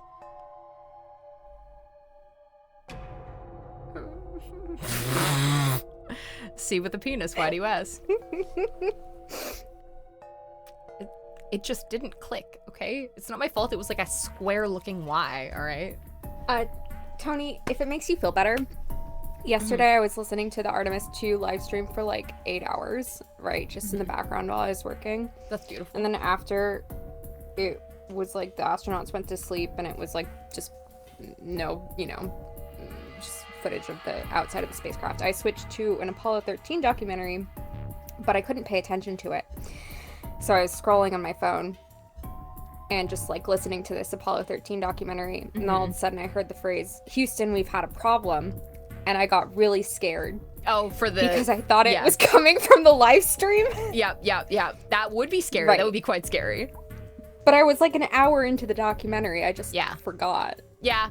So many such cases. Yeah. It's like when I forget, when I'm watching like a fucking Germavod and then it gets to the BRB and he's gone for like 15 minutes or whatever, or like 10 minutes, and then I forget to skip past it, and then I hear him say, okay, and I'm like, fuck! What's that? Oh, it's Germa. Oh, it's Jeremy. Oh, hi, Jeremy. I forgot. Yeah. Anyways. Okay, sorry. Morphogenetic field theory. The two murders. Switching clothes. The Nonary game. And whatever strange thing was happening to Junpei himself. The maelstrom in his head spat out words and ideas that disappeared back into it almost as soon as he grasped them. Cryptid, I'm so happy. I'm so happy that I could do that for you. Just this small thing. But as he struggled through them, Junpei began to realize something. There was something that tied all of them together. And the point connecting the dots. 0. No shit, dude. Like, That's the realization? I thought it was something. like, God, I love him. He's so stupid. no shit! He's the ringleader. The person who trapped 9 of us on this sinking ship. Yeah! 0 should know everything. If we can uncover 0's identity, all of our questions will be answered. Yeah, no shit. No shit! I think this guy was dropped on his head as a child. Meanwhile, Junpei, who was 0? Junpei had the beginnings of a theory. He's He could like, only test it. It's 0.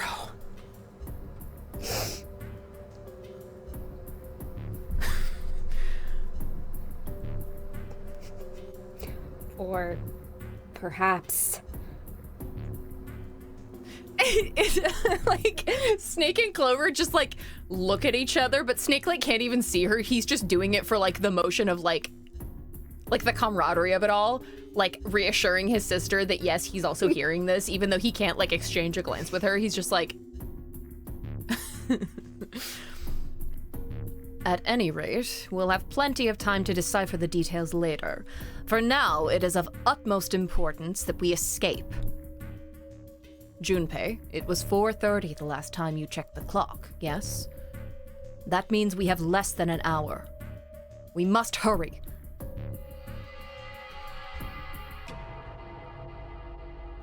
Hey, how are we gonna get out of here? I see can you not hear that me? Umi is making... Umi's here, I can hear her. I don't know why this is Oh. I can't... Why the fuck... Maybe... Okay, wait. Umi, don't hang up. I will hang I up. feel very special, though, I will say. I've been chosen. Just you and me, Grace. Wow. I'm getting kind of Oh my God, nervous. I'm Oh my blushing. gosh. Okay. It's like kind of intimate, don't you think? Stop! Just you, me, and chat. Hello. Hello. Just you, me, and this giant wall you built between us. Okay. Isn't that obvious? Through the other number 9 door.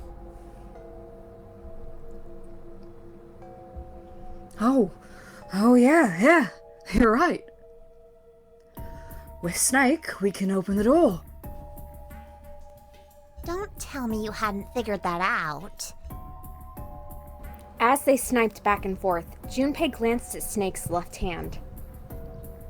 He was wearing a bracelet with a 2 on it. Sorry.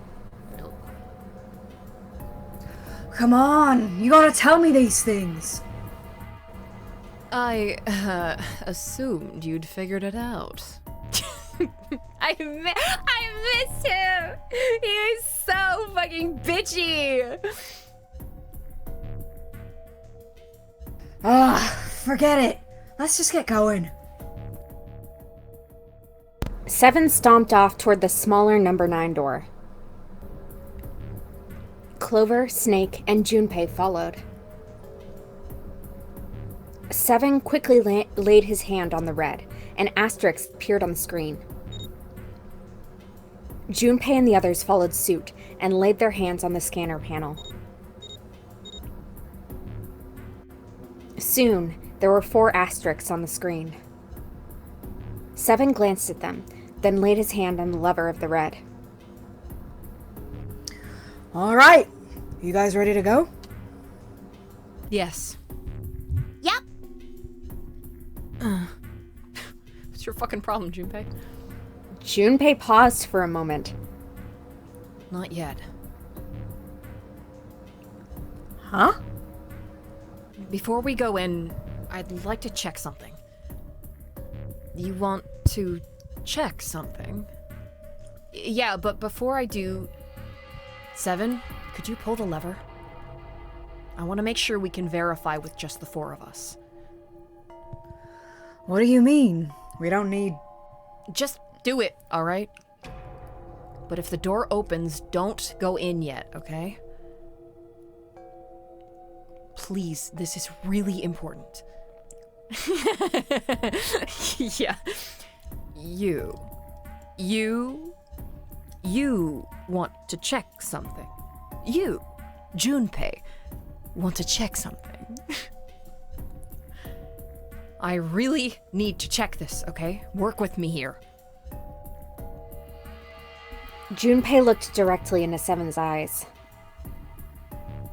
The older man looked back for a moment, then nodded. Fine.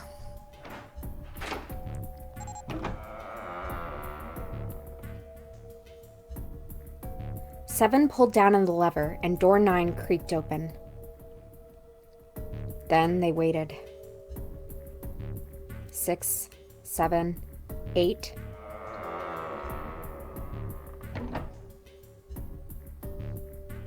After 9 seconds, the door closed.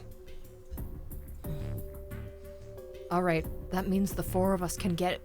That means... All right, that means the four of us can go into door 9.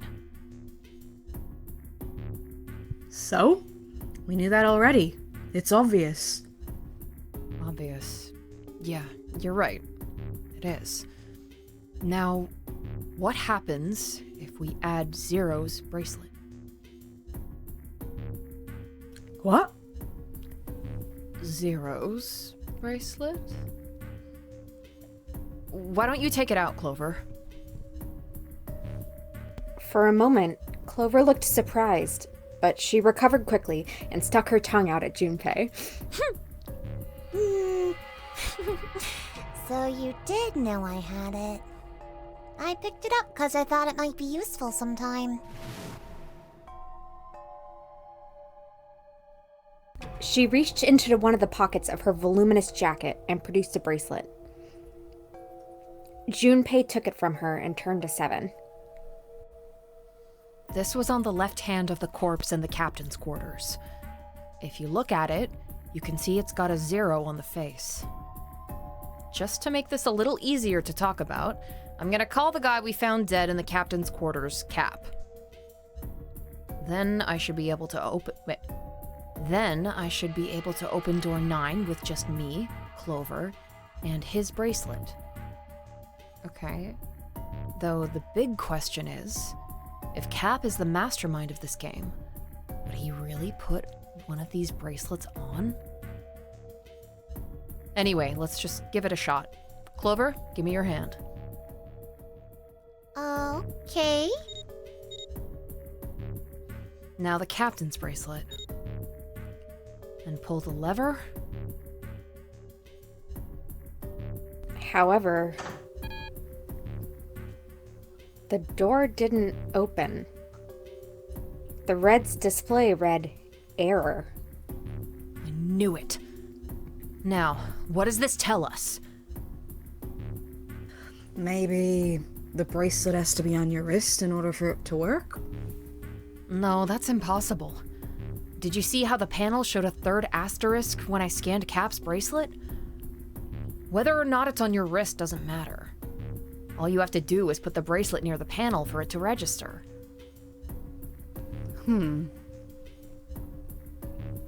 Seven waved his bracelet in front of the scanner panel. Sure enough, a single asterisk appeared on the red. Huh.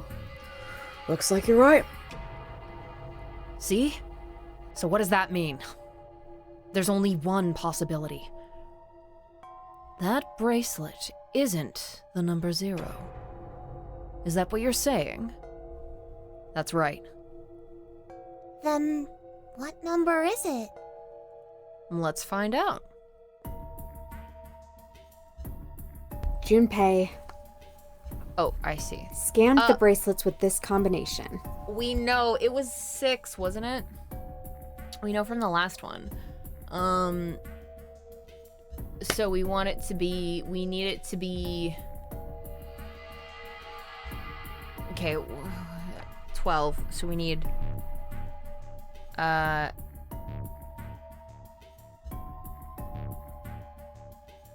we need to be 12 plus cap. So what's 12? Is it 7 in Junpei?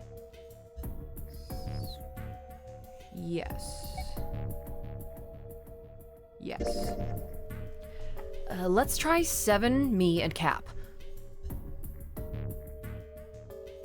If this combination opens the door, then Cap's bracelet number is 6. There we go. Hey! It opened! The door opened! What? Why? What does that mean? Both Seven and Clover seemed rather shaken. So maybe 0 is whoever, I hadn't thought about this before because I was too excited about Snake being alive, but, Real. maybe 0 in the first Nonary game was whoever was bracelet 6.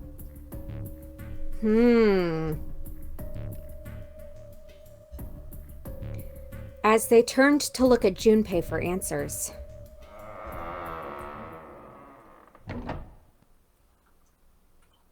the door slid heavily shut. Junpei raised an eyebrow. Isn't it obvious? Cap's bracelet is number 6. Yeah, okay. But doesn't it say 0? This isn't a 0. The symbol on here isn't a number 0. It's a letter O. Okay. Oh. Whoa. Wait a minute. I don't get it. I mean, we figured out that Cap's bracelet is 6, right? Yeah. Does that mean there are 2 people with 6s? Before Junpei could answer, Snake spoke up. There is, most likely, only one person with a 6. But I don't get it. What about June? Well, this is only an educated guess, but I think June's number was never 6 to begin with. Her bracelet was flipped. Oh, interesting. In other words, June's real number is 9? That seems the most likely. Then all this numbered door stuff was just a load of crap? Why would you say that? Because if June is 9, then the numbers wouldn't match up. Clover grabbed Junpei's notebook and began to write furiously in it. This is why you need those little lines underneath the number. Yeah. Here, look. Junpei leaned over to look at it. List of all the numbered doors June's gone through. I'll let you know what I'm writing, okay, Snake? And that's everything. Yeah, I love how Clover was just like, Our notebook now. Because clearly I'm fucking using it more than you. Fair. I wrote down which door she went into and with whom. And I wrote what all the numbers were. So if you switch 9 in wherever there's a 6, the numbers don't work. If the digital root is 7, then you can't open door 4.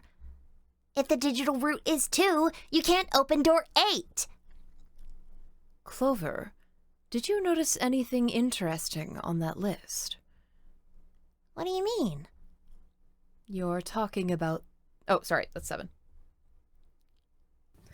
You're talking about 3, right? 3? Santa's always in the room with her. That's what you're saying, isn't it? Yes, That's right. What about it? That's quite simple, really. You told me that the first time you came into this room, Santa was the first to refuse to leave June behind. Now, doesn't that beg the question why? Why would Santa do such a thing? The answer is easy. Because Santa can't open door 9 with only 7 in Lotus. Of course, there's only one reason for that. His number isn't actually 3. Santa's real number... 7, would you be so kind as to modify my sister's equations? Yeah, sure. 7 took the pen from a confused Clover and began to adjust her calculations. Are we gonna say that he's actually 8 and like... No one's actually the number they said they were. Yeah, like the light, the LED on it was just burnt out on the 2 sides. This is what you were getting at, right, Snake?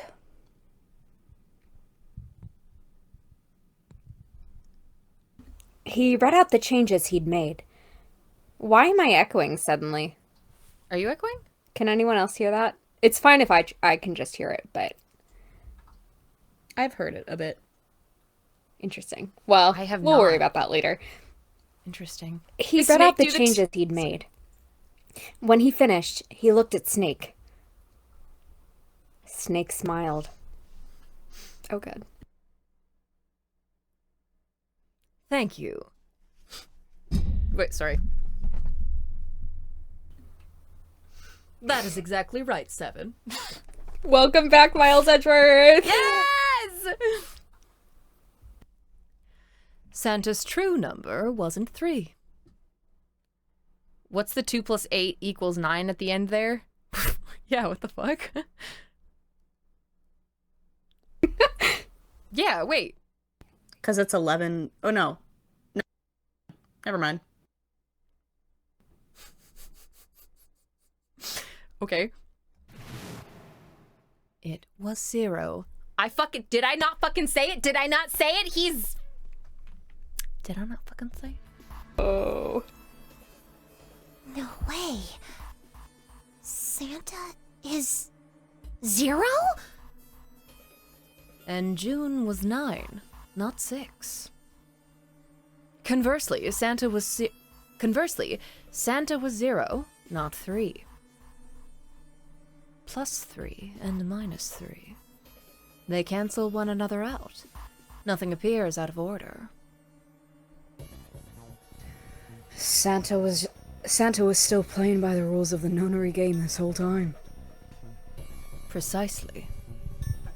So you're saying Santa planned this whole thing? See, I fucking told you! And it's because he's pissed that Snake and Clover lived and his sister didn't. He's pissed that Lotus's daughters lived and his sister didn't. And he's pissed that all his sister's the only one that died. So he's fucking getting anyone he can get his hands on. This is crazy. Like maybe Lotus's daughters weren't home or something and he was just like, fuck, whatever, I'll take her. Or maybe, I don't know, maybe he was like, and you didn't even ask your daughters what happened. Do you not give a shit about them? My sister should have lived. I'm not sure if he acted alone or not. Oh, he was working with them. Never mind. He was working with Nona and Nona? What is her name? What are her daughters' names?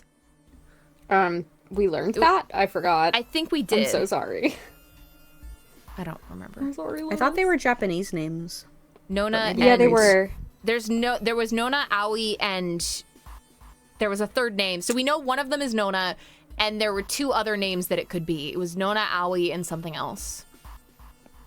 Can't remember. But I think it is safe to conclude that he is 0. Light, right, yes. If my hypothesis is correct. Clover bit her lip. She seemed to be having some difficulty believing her brother's explanation. Junpei... Junpei remained silent and thought. I actually still am like, is it possible? Like, is it possible that... No, I think it might still be possible for Santa to have some relation with June. Because of this whole, like, if he planned it, then he planned something around June for some reason. Do you know what I mean? Mm-hmm. Like, he didn't have to do all that. And yet he did. And yet we're seeing the evidence here. We're seeing something. Something's happening. Maybe he was 6 in the original one, and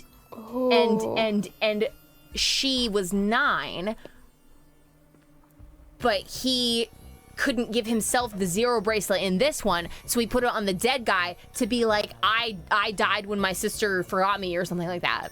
Something crazy like that. That's crazy. Yeah. It's crazy shit.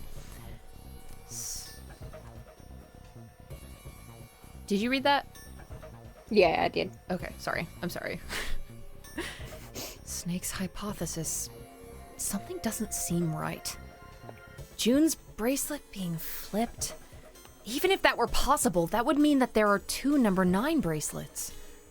And if that's the case... All right, that's enough talking. Let's go. It's high time we went through that door.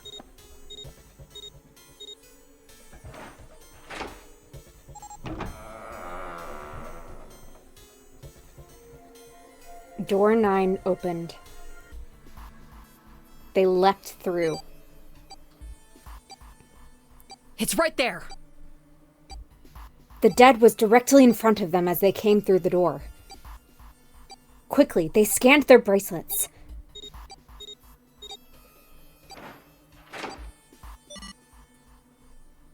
And the detonator stopped.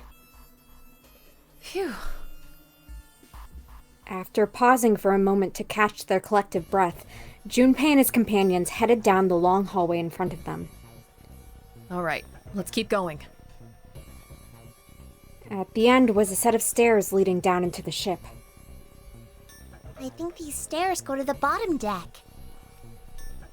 They leaned out and looked over the side. Looks dry. Well, let's head down. After deciding it was safe, they headed down the stairs.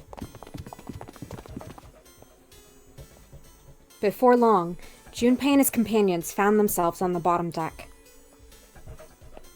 They turned left into another hallway, at the end of which they found another door. Hey, it's We found Snake and immediately went to the bottom deck. Huh? I wasn't gonna say it! Wow. And, of course, there was a symbol engraved over the keyhole. It looked like the sort of harpoon one would use to hunt fish, the kind with 3 prongs. Snake traced the shape of it with his fingers. This is the Neptune symbol. There must be a key around here somewhere. Neptune key? I only have the Uranus key card. On the bottom deck, no less. Clearly it wasn't going to open this door. It's a different planet, plus it's the wrong kind of key. Let's turn around and go back for now. yeah. After examining the door for a few more minutes, they gave up. Minutes? Man, come on, guys. We're in a rush here. Jesus. They gave up and headed back the way they'd come. Hey, another door. With a little more searching, they found a metal door. None of you people care if you die. Yeah. And a card reader this time. A symbol was engraved onto the card reader. It's the Uranus symbol. This is the place. He muttered to He muttered to himself. Okay, sorry, hold on. Say it again. This is the place. He muttered to himself and slid the card through the reader.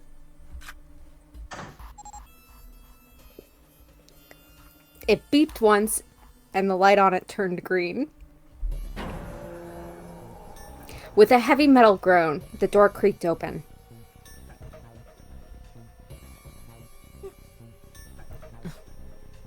Junpei, Clover, Snake, and Seven looked at one another, nodded, and stepped through. And Snake's just like, I'm assuming everyone else is nodding. The room they found themselves in was full of books. The library! Whoa! Damn, that is a real library. That is a real library. Wow. It's totally full of books. There's so many. I don't know where to look. It looked remarkably like a library. Not the sort of library where large numbers of people came to read books. More the sort of library that was simply a place to store books. He felt a little overwhelmed by the sheer number of books, but Junpei did his best to speak with authority. All right, if we want to get through that door out there, we need the Neptune key. I say we split up and look for it. Okay. Very well. Sure thing. Good. Let's get started then. We don't have a lot of time. Hurry.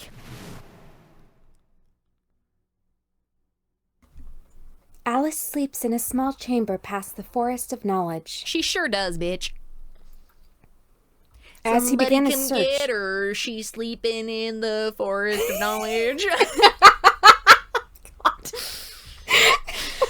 Stupid. As he began his search, for reasons he didn't fully understand, Junpei felt those particular words with that particular cadence flow through his mind. Somebody can get her.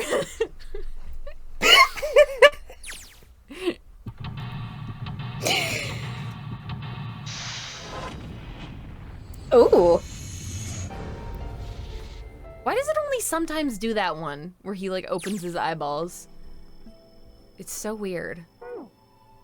Maybe it's like for investigations where he's actually applying his brain cells. Maybe?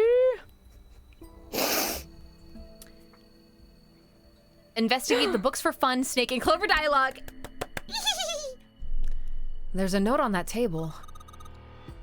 Lights to the books. Huh. What does that mean? Interesting. Well, intelligence often hides itself in darkness. Have you ever thought about the pages of a book? Each page only sees, what, maybe 2 or 3 minutes of light before the reader is on to the next? They spend the rest of their lives locked in darkness. I'm sorry. Are you... Is he like... Can he just fucking read Braille fast as hell? Because, like, what do you mean, like, 2 or 3 minutes to read, like... Because, like, if you're flipping the page and closing it, like, like, how big is this text? He's just that good. He's just that girl. Oh, I missed him so much. I missed him! Ah! And they're standing there right there! Look at them! Yeah. He's king shit. Yeah. Rather like myself. That's horrible. Oh, don't get me wrong. Ew, why is he smiling so cutely there? What the hell? Oh, true. Oof. Ow. Oh. Posture check. For every pony. For every pony and some wawa. Thank you. Yeah, no, he's literally so beautiful. Sorry.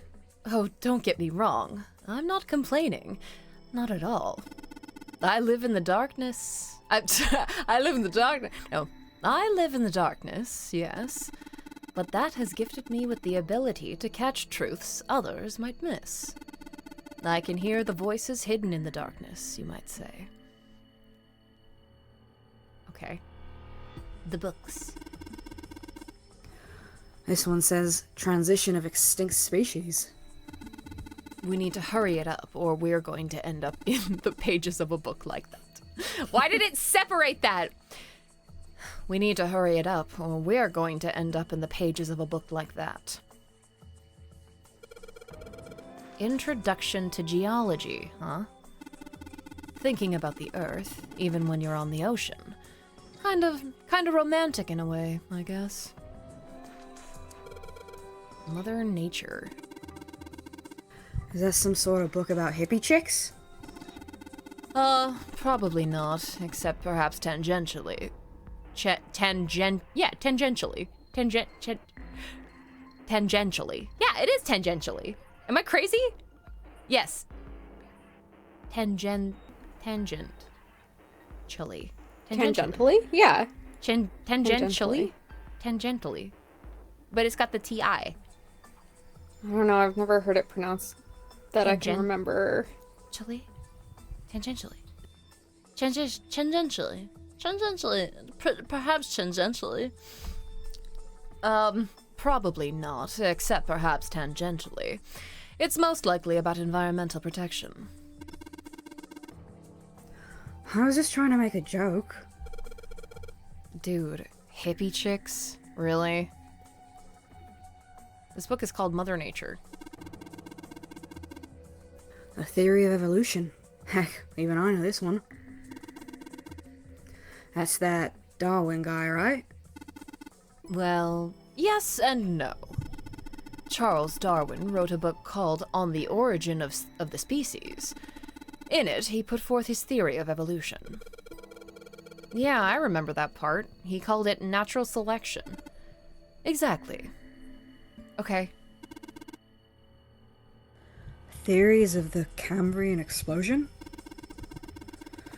Did a bomb go off somewhere near Cambria? Wrong kind of explosion. Roughly 500 million years ago, during what is known as the Cambrian period.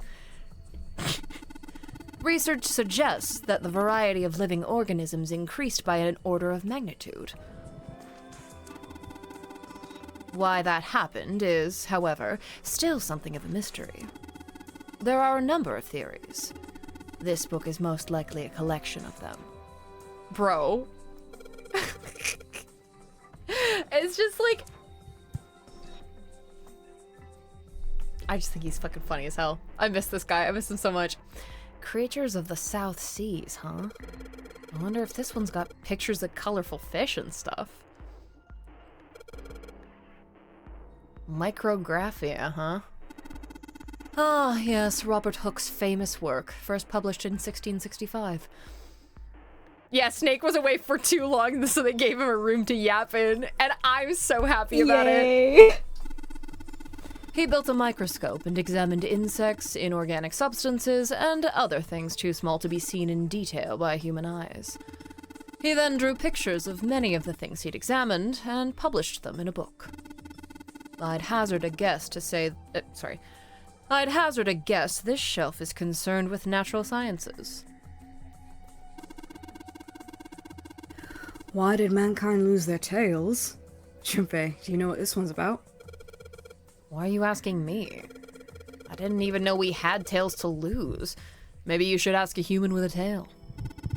Mankind's ancestors most likely lost their tails as they were no longer useful, and the nutrients required to grow them were better put to use elsewhere. At least, that's what I read. I was rather young. I may have remembered it incorrectly. Huh? Why the hell would a kid be reading a book like that? Have you fucking seen this guy? Mother Nature. Paleontology. This one's about fossils, right? Ammonites are pretty nasty looking. Don't talk about them like that! Don't talk about them like that. I love ammonites. Geology.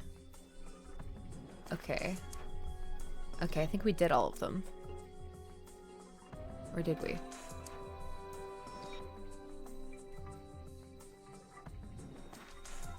Okay, I don't want to get the answers yet. What's this? An overview of conformal field theory. Ah, well, it's a theory that posits an invariant quantum field where conformal transformation can take place. Knock it off with this science voodoo stuff. You trying to put me to sleep? Our property value's going up in space too. Yeah, Going kids. up, out Sorry. in space too these days. Oh, sorry. Go ahead. That's okay. Kids will read college-level textbooks on niche subjects if you let them. No, precisely. Me. Yeah. That was what those like Egyptology and those like illustrated diagram like books for kids, that was like the intro to them. Like, Yeah. why do I still remember the embalming process? No, seriously, that was like me with like like honestly evolutionary stuff where like I learned that whales had pelvises, like human pelvises, like not human pelvises, but something extremely similar. And I was just like, okay, that's going to be my whole personality for a little bit. Yep. Man, guess times are tough for aliens too. This one says cosmic inflation.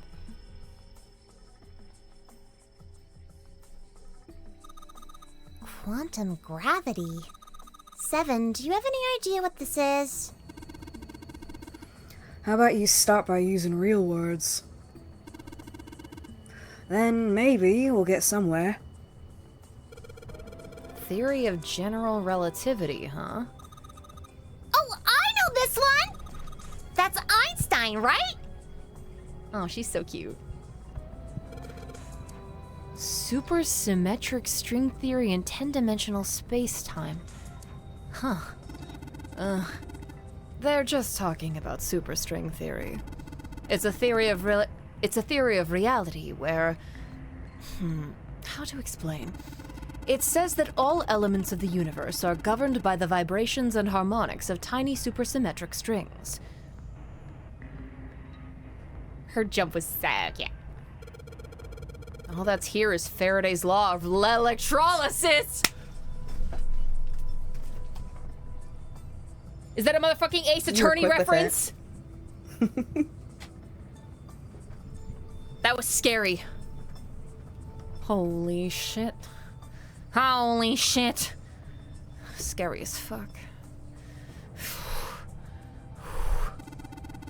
I believe that's going to be about did they misspell electrolysis? No, I think it's because It's a new thing. Snake's right. Right, okay. He's always right. So I it's believe fine. that's going to be about electrolysis in an electrolyte in an electrolyte. Oh my god. I believe that's going to be about electrolysis in an electrolyte solution. These particular laws were set down by Michael Faraday. Not his name. It's Burn Faraday.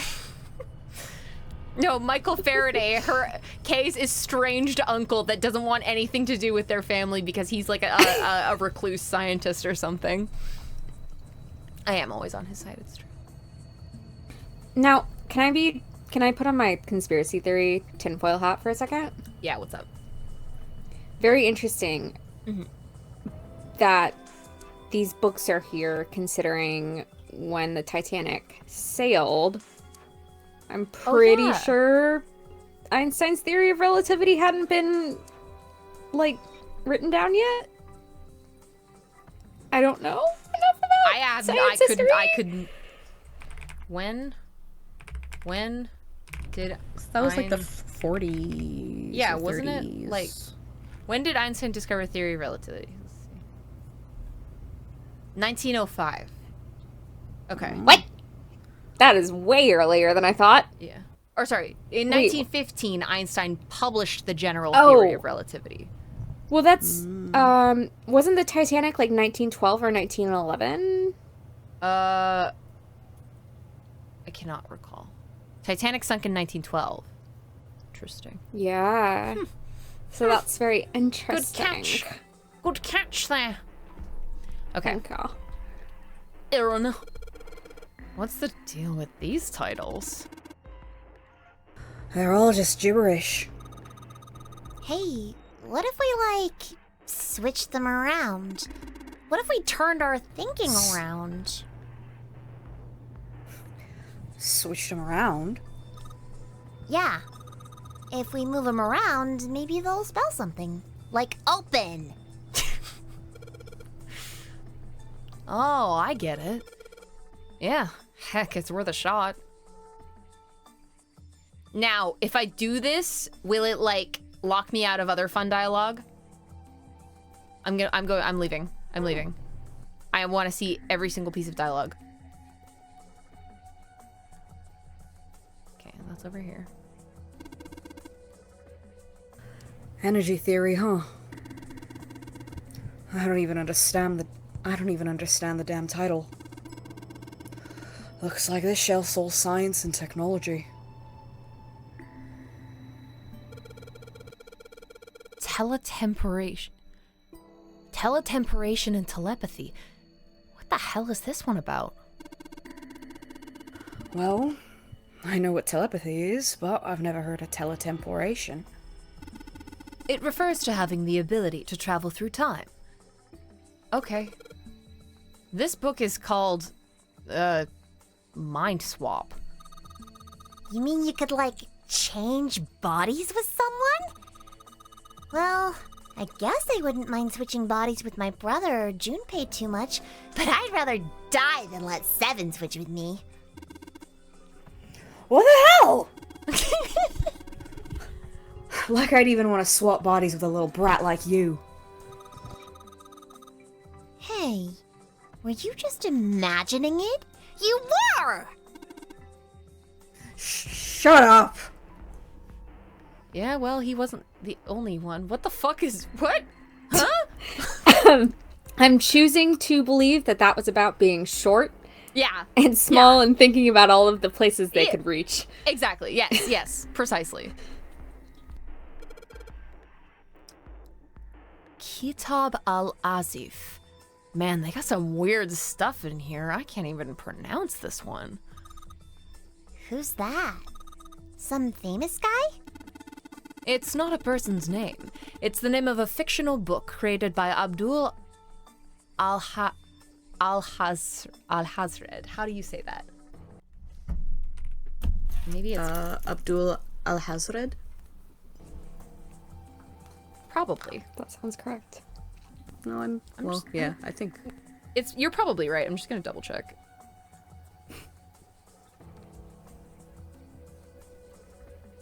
I was like, I've watched Lawrence of Arabia twice, and then I was like, no, that's not inaccurate. Girl. That's crazy. It was on the list. Someone made a Letterboxd playlist of like yaoi you can watch with your uncle. And it was that movie and Amadeus and Master and Commander and like a couple others. And Yeah, it was just very, Al-Hazred. very Sure. intriguing to me. And Snake would pronounce it with like the accent and everything, because whatever. It's the name of a fictional book created by Abdul al-Hazred. It's said to be one of the sources used in the creation of the legendary Book of the Dead, the Necronomicon. Oh shit. Oh. So these are all occult books and stuff.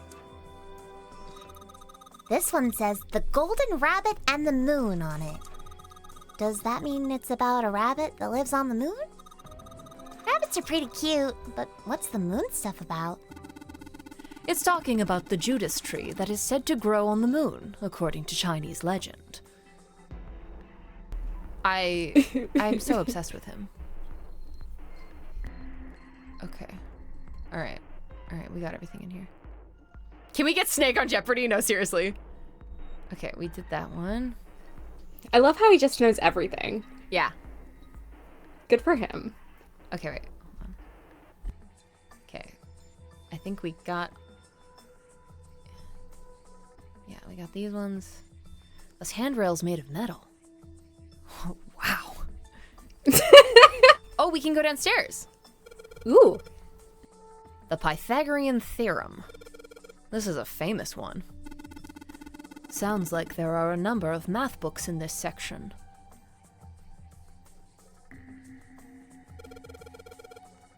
Dad kind. What the hell is this? Well, That's all the characters Tony loves.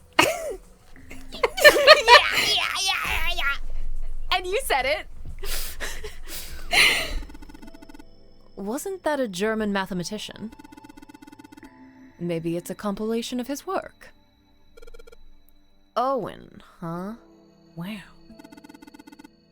Owen isn't enough to go on. Perhaps it's about the English Revolutionary?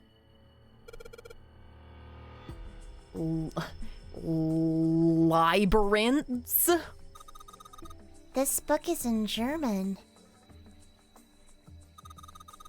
It looks like it's the complete works of something. I've never heard of it. Well, if Snake doesn't know what it is, I don't think we'll ever know. Sheldrake? Sheldrake? Isn't Sheldrake... Okay. What? My friend Rupert Sheldrake. It's crazy. Who is that?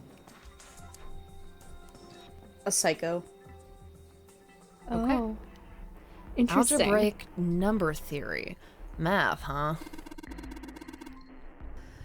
There's another one like that over here. Yeah, he is going home and looking it up immediately. You mean something like primary number theory, or analytical number theory, or geometry? Oh my gosh, how did you know? Nobody said anything about those. My god, you're such a freak nerd.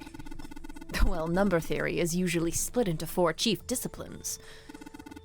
If there was a book named Algebraic Number Theory, I took a wild guess that the other 3 would be there as well. Looks like I was right. This one's Goldbach's conjecture. Conjecture? What's it about? Like magic or psychic stuff or something? Right. I bet it's about jewelry, isn't it?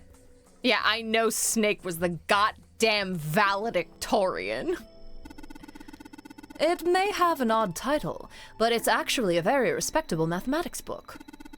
It deals with one of the unsolved problems of additive number theory. Sorry I said anything. Look, let's not get into this right now, okay? Why? Everybody else got to info dump. You've been info dumping, mate.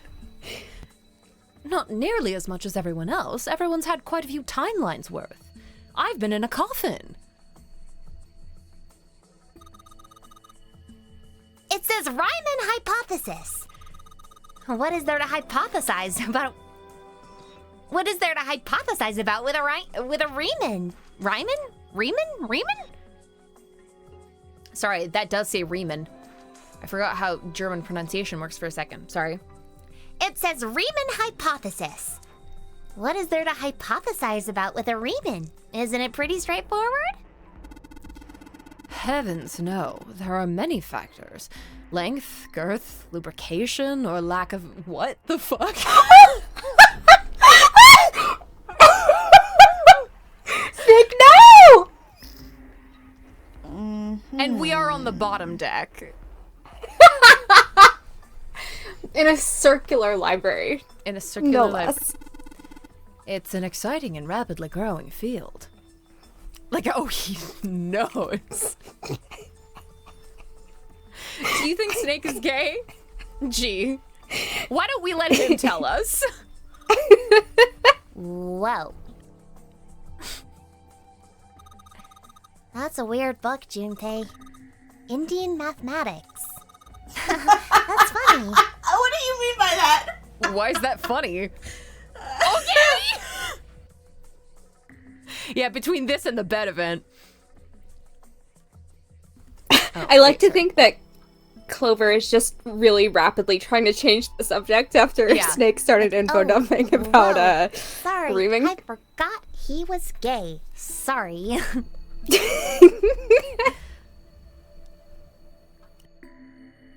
More books. Modern Japanese literature, huh?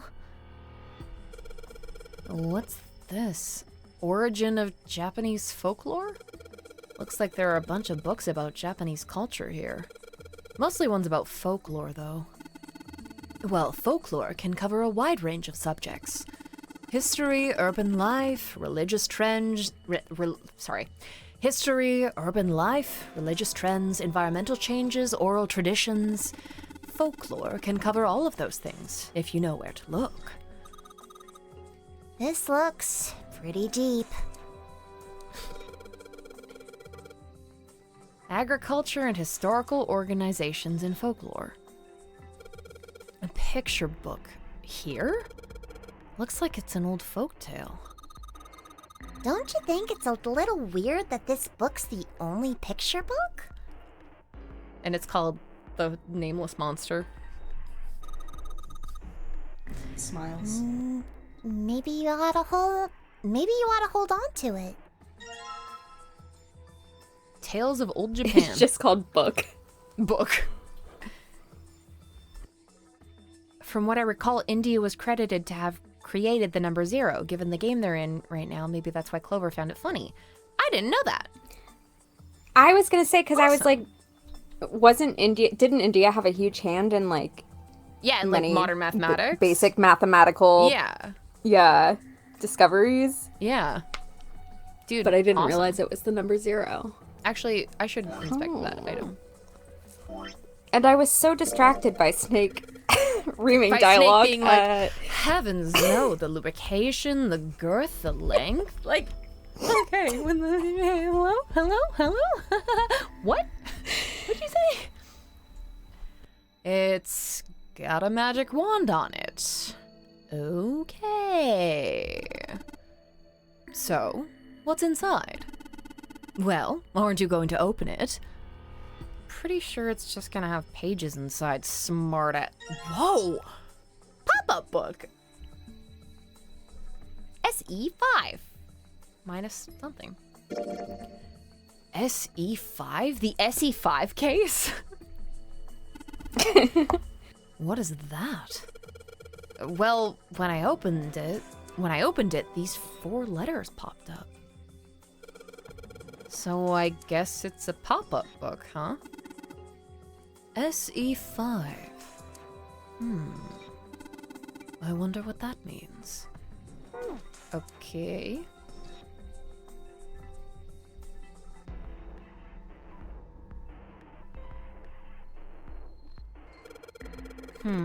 Let's see what we got here. So many books here. I wonder what this one's... Whoa! What's this? Worm? Oh, sorry. No, I'm sorry. What? What? Hey, what's the deal with this sappy stuff? They bumped hands What? each time. Clover or whatever, like the Miku at the store. Peach time. Miku. I don't know. That's the one. That's your base reference for Peach Time? Yeah, Miku at the store one. Is that not the original? I don't think so. I thought that was the But I original. might be wrong. I don't know. No, I might be wrong. I might be totally wrong. It's a small enclosure with 9 sides. There are 3 of these things that look kind of like music stands. Hey, Junpei, you think maybe you're supposed to put those pop-up books on the stands? Then you could open them up. Oh, yeah. Miku is the OG. I think it's the Rage comic is the OG, and then the Miku is what popularized it. Thank you for saying it, Umi, because I was like... I was really worried I was going to out myself as, like, spending too much time on fucking 9 gags when I was, like, 11. I still associate it with Asogi. Yeah. Dude. Peach time. Arise, arise, all you men and women of the downtrodden classes. Asogi. Oh yeah, if we do that, then they make a shadow on the bottom there. True, but there are 3 stands, right? We don't have enough picture books. In other words, we need 3 picture books. Put picture books, blah blah blah. There are dim lights on the floor. The dim lights are okay. We need picture books.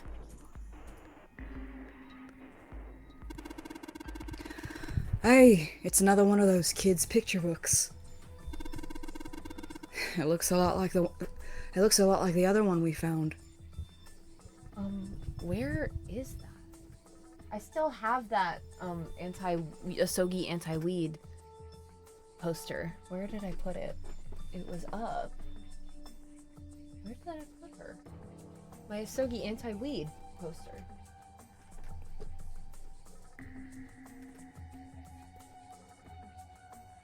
Somewhere. I think it's in. I have a thing of prints that I haven't found places for yet. Maybe it's that. Book. This one has some Native Americans on the cover. Hey, Junpei, take a look at this one. Native Americans, huh? Maybe it's got some. Whoa! He keeps getting scared by these picture books. He doesn't have object permanence yet, Tony. Go easy on him. See. Guess it's one of them pop-up books, right? Got the letters 9L or 9. Super not. Got the letters L, R, and K popping out of it. Can't make any sense out of them though. Large, round, and kinky? Nah, probably not. Junpei the type to scream when he opens a can of Pillsbury biscuits. Actually. Look, this one says Cultural Heritage of Rome. Bet that's gonna be serious inheritance tax. Permian creatures? Seems a little fancy for some kind of prehistoric critter. Not to mention most of them were likely reptiles and amphibians. Without air, I can't imagine they'd need... Without air, I can't imagine they had much need of a perm. Is the music quiet? It's probably fine. That's got nothing to do with this. A history of Buddhism. Huh. History of the medieval period. Maybe it's about Sir Lancelot? Isn't he just a story? I don't think you're gonna find a guy who didn't really exist in a history book. Sherlock Holmes, the fucking book character! This one's called History of the Western World. Well, I'd assume it's about European history. Yeah. Just gonna leave it at that, Snake? Doesn't seem like you. Okay, he's like sad that he doesn't know more about it. Oriental history. Kind of an outdated title. Maybe this one's about China's 4,000 years of history or something?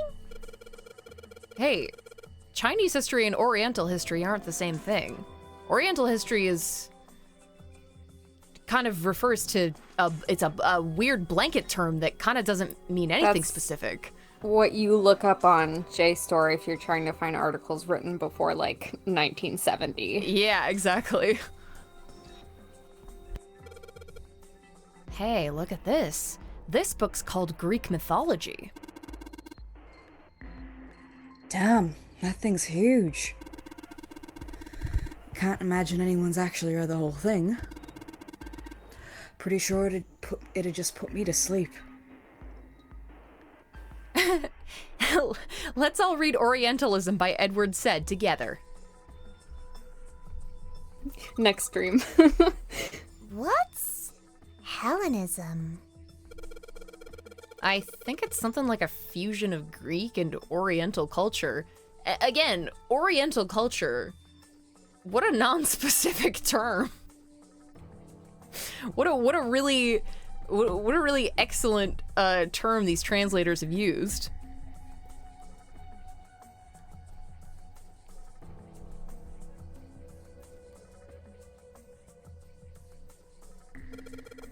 Principles of monkey behavior, huh? I'd imagine that's a book describing praxeology studies on monkeys. Monkeys are very similar to humans evolutionarily, so I imagine the research was fruitful. Yeah, reminding myself that Uchikoshi just says shit.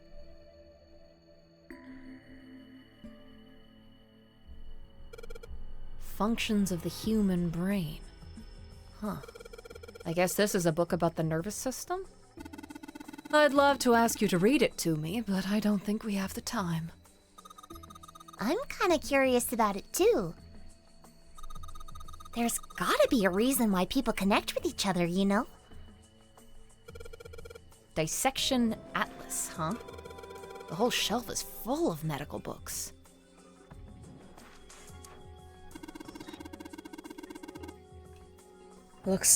Look, this one's called Recreation of Lost Human Functions.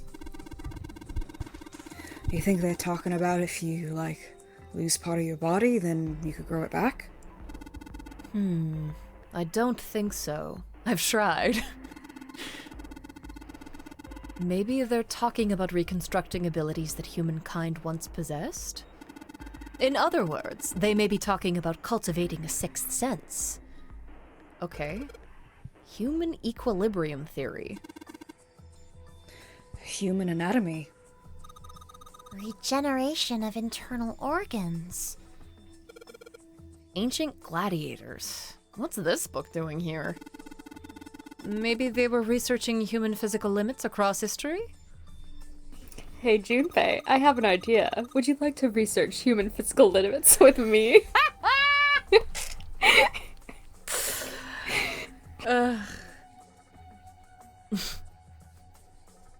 I must warn you about the length, the girth, the lack of lubrication. Oh, look, Seven. Here's a book that's perfect for you. It's called Correlation of Muscle, Bone Density, and Bone Strength. You're just saying that because it says muscle.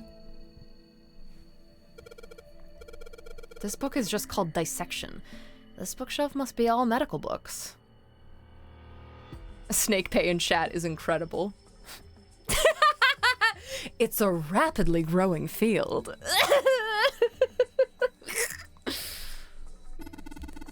From what I can tell, it looks as though these books have been organized by genre. This library must be massive. I'm rather impressed by how well organized it is. Okay. This one, it looks just like that picture book from earlier. The one with the pop-ups. You think they're part of a series or something? They do have the same binding. Oh, hello. Well, now we have 3. Fundamentals of Baseball. There's a baseball on this one.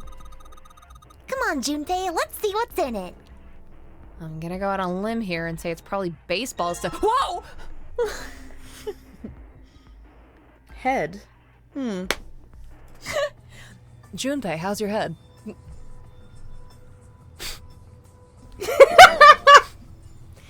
This is a pop-up book. It's got the letters H-E-A-D popping out of it.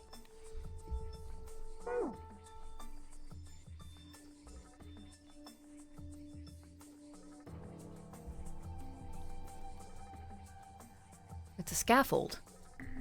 The big opening is the door to the This big opening is the door to the library. It's pretty impressive. Almost looks like the door to a shrine or a church or something. There's another door after it, and then a passageway beyond that. At the end of that passageway is a door with that Neptune symbol engraved on it. Hurry up. We need to find the key with the mark of Neptune. Okay! This sounds like a job for the best brother and sister team in the world! Man, it's like Seven and I don't even exist. No, you don't. It's just them. The best brother and sister team in the world.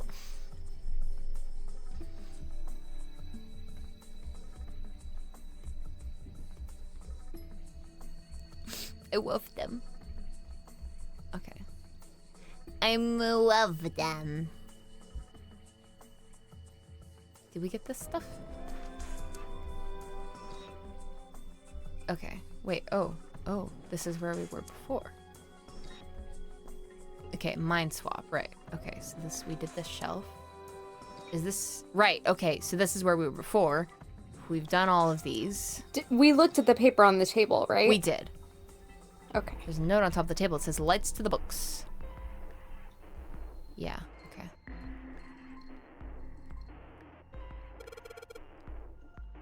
Energy theory, development of nanotechnology materials, interactions between shortwave energy and matter. What else have we got? Just listening to you read those titles is giving me a headache. Can't say fancy technology stuff and I get along real well. Keep on talking about that stuff and you're gonna put me to sleep.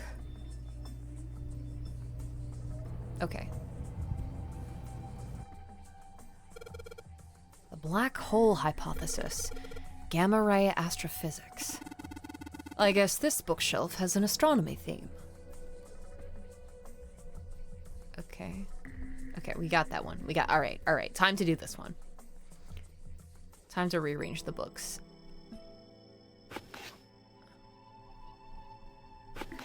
Open here, find bulb. How about this? Looks like putting those books in the right order opened this thing right up. That was a piece of cake. Hooray! You did it, Junpei! I guess that turned out well enough. Ew, look at them, they're so cute! Stop, I'm taking a picture.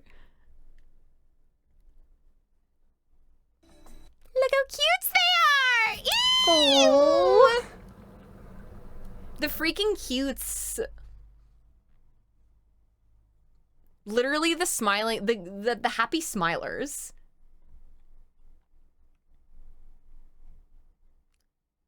It's nice. Really fucking happy smilers, the cutes.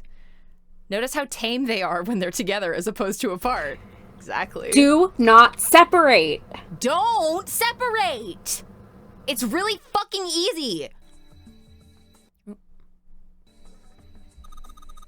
So the letters from the title spell out, open here, find bulb. Thank you. The light bulb looks like it's brand new. And it's really big, so it'll make a lot of light. Cool. Alright, let's go downstairs, shall we? Yeah, I'd like to go down to the bottom floor, please. How do I get down there? How do I get down there? I'm so scared. There we go. Alright. There are dim lights on the floor. Okay. It's a small enclosure with 9 sides. Okay. Okay, how about we try putting these picture books on the stands? Then... This is a little weird. Why? Lights on the books. You can sort of see the letters. It's too dark in here to really tell, though. Well, that probably means our light isn't bright enough. Okay, so I guess I have to install it above... Oh, what's all this? This bookshelf has sort of a glass inlay. It's pretty big, but there's only 6 books on it. That seems kinda weird. Hey, it looks like there's something on the bottom. I can't really see it though. The glass is all foggy.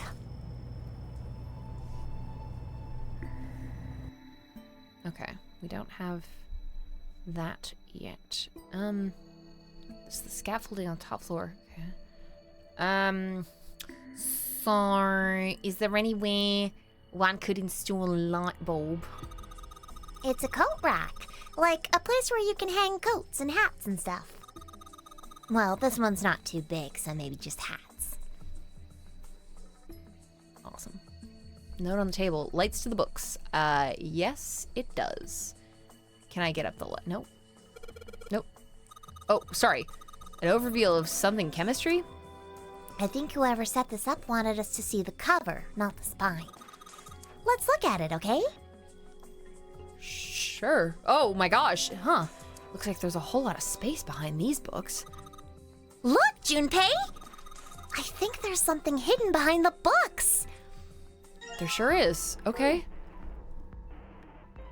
Well, there was a light bulb here. There isn't anything else here now. What's that one called? It says Foundations of DNA and Genetic Engineering. Automated robot assembly line techniques. Huh. What's that? Some sort of comic book? Jeez, I guess boys really like that stuff, huh? No, you're thinking of a different sort of robot. This book is talking about automated machinery that's used to build things like cars. Okay, so he knows it all. Communication and computer science, huh? That's a pretty generic title. To be honest, it's so vague, I don't really know what it might be about. Okay. Now where was I wish it would like tell me where it was. There was a light bulb here, okay. Okay. Okay.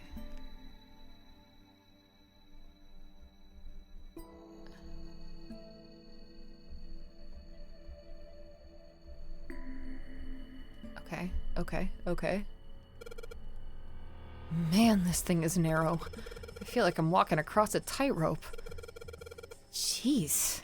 Snake, aren't you scared? Imagine a wall 20 inches wide that runs along the top of a 10-story building. Could you walk along that wall, Junpei? No way! Then what about a balance beam in a gymnasium? Oh, well, that's easy. You don't find that strange? A balance beam is far narrower than 20 inches. So why is it that a balance beam poses no challenge to you, but the hypothetical 10-story wall does? What if the world was made of pudding? The light can easily turn people into cowards. From time to time, a life in darkness can give you courage. Wow. Do you think we should hold hands where there aren't any handrails? I'll be fine. I can feel vibrations in the floor that tell me where I am. That's not what I meant. I know that she probably meant like, I don't know. She's doing the blushing sprite. No, she was talking to Snake though. I am choosing to interpret that as like she thought he was dead, so now she's just like, I just want to hold your hand for a second. She wants to hold his hand. Hold his hands for a second. She missed him. She fucking missed him, dude! She thought he was dead! She's being silly. The clover! Yeah, I can feel vibrations. Oh, like echolocation? Sure, we can say that, Junpei. She just wants to hold his hand to double check that he's okay. Exactly! Exactly! And also, like, you know what? Maybe she just she's because she's like, should we hold hands? And he's like, no, I'm fine. And she's like, okay, but I'm fucking not. So, can we hold hands, please? Please? Please!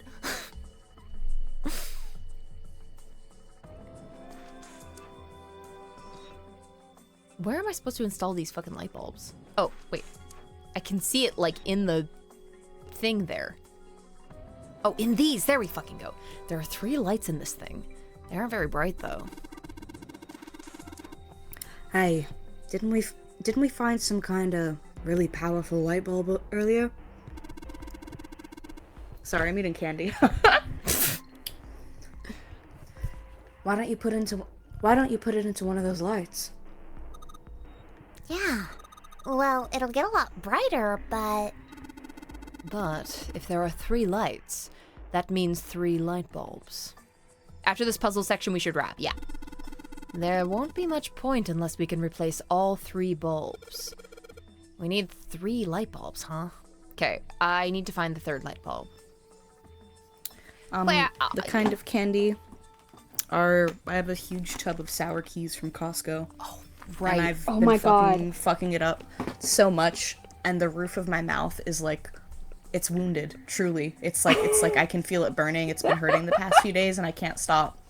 I've been eating crackers. I've been eating So sour real. keys. I've been eating chips. That shit is torn up. But I have all these snacks from Costco, so what's a girl to do? You know? Shelf on the So left. true. Also, Something- dumplings sound good as fuck. What kind of dumplings?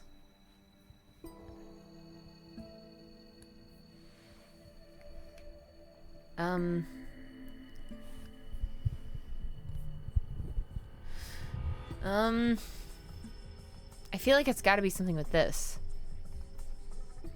Whoa. 1, 2, 3, 4, Chicken 5, and 6, 7, 8. cilantro. Oh me, oh 1, my. 2, 3, 4, 5, 6, 7, 8. 1, 2, 3, 4, 5, 6, 7, 8. Okay.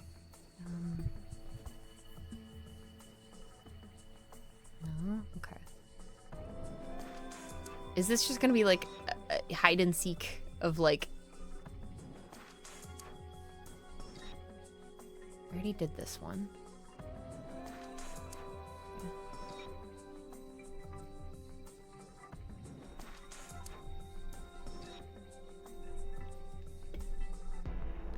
Yeah, I would love a tiny hint, because I'm just going to be searching this fucking library, dude.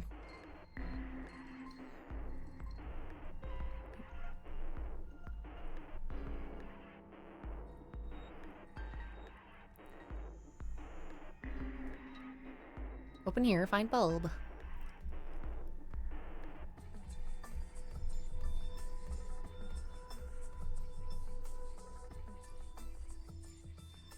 You already have everything you need to do a puzzle you thought you didn't have what you needed for earlier. Interesting. Is it the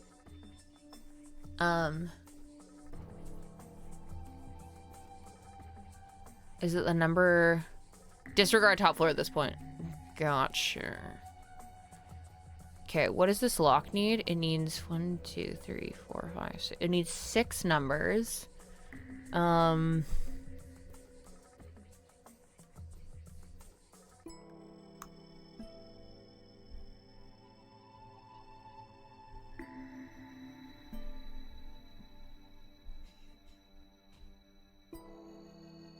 B, C, D. Wait. L, O. Okay, so the maybe in alphabetical order. But it needs 6. Okay, good night, Grace. I mean, we gotta wrap up soon. But I'm just like, I feel like.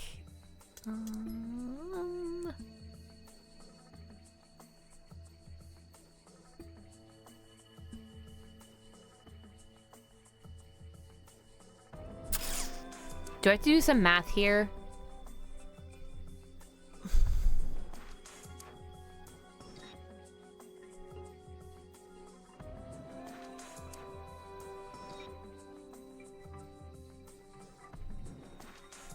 Because there's 7.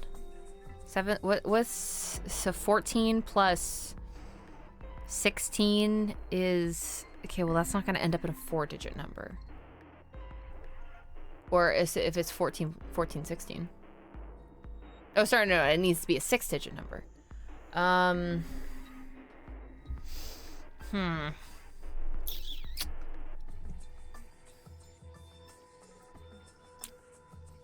What's 1, 2, 3, 4, 5, 6, 7 added up? Am I totally off track with that? Like 1, 2, 3, 4, 5, One- 6, 7. Like What's numbers 1 1 plus 2 plus 3 through plus 4? 7 added Yeah, up? what's 1 plus Is 2 that what plus you're 3? asking? So the 3 is, so it's 6 plus, so it's 10, 15, 21, 28. So 28 plus 28. So 40, no, 50, no, 60. 56. 56? Yeah. Okay, 56 plus whatever this fucking number is not going to end up with a 6-digit number. No. Mm-hmm.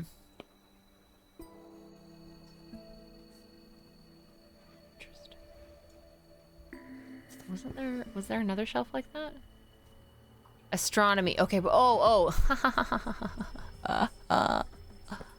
there's a couple of books on the glass shelf. From left to right, they say volume 6, volume 3, 632415. 632415. All right. What the hell is this? It's like they just gave us the answer. Guess I might as well give it a shot. 62. 341. There we go. Well, You did it, Junpei! Yay! I don't know why, but I don't really feel particularly happy about being praised for that. Whatever. At least the lock's open now. Let's see if we can open it. Let's see if we can get it open, all right?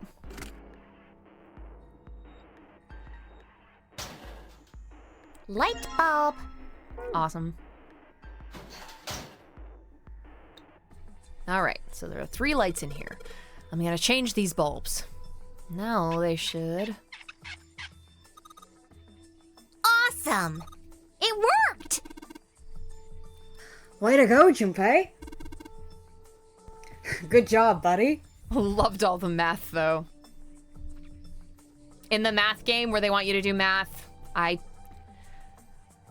took a brave leap, and I did math. There's something projecting on the bottom. These letters, they seem familiar. Sheldrake. Sheldrake 5. I think I saw the rest of this collection somewhere. Yeah, I think it was somewhere around here. Let's go take a look. Okay. Sheldrake. Have you heard of him? Sheldrake, I mean. Yeah, Lotus told me about him. Big yap here. I'd either stop here and save it for next time, or if you want to save it and go a few minutes over and stop post yap. Oh, right. Thank you. Novel mode. Okay. I feel like we should just save here.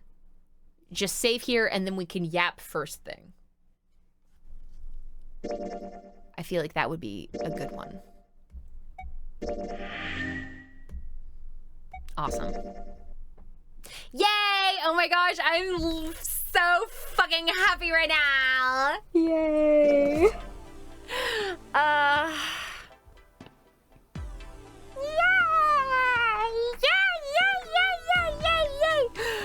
Oh, my delusions came true!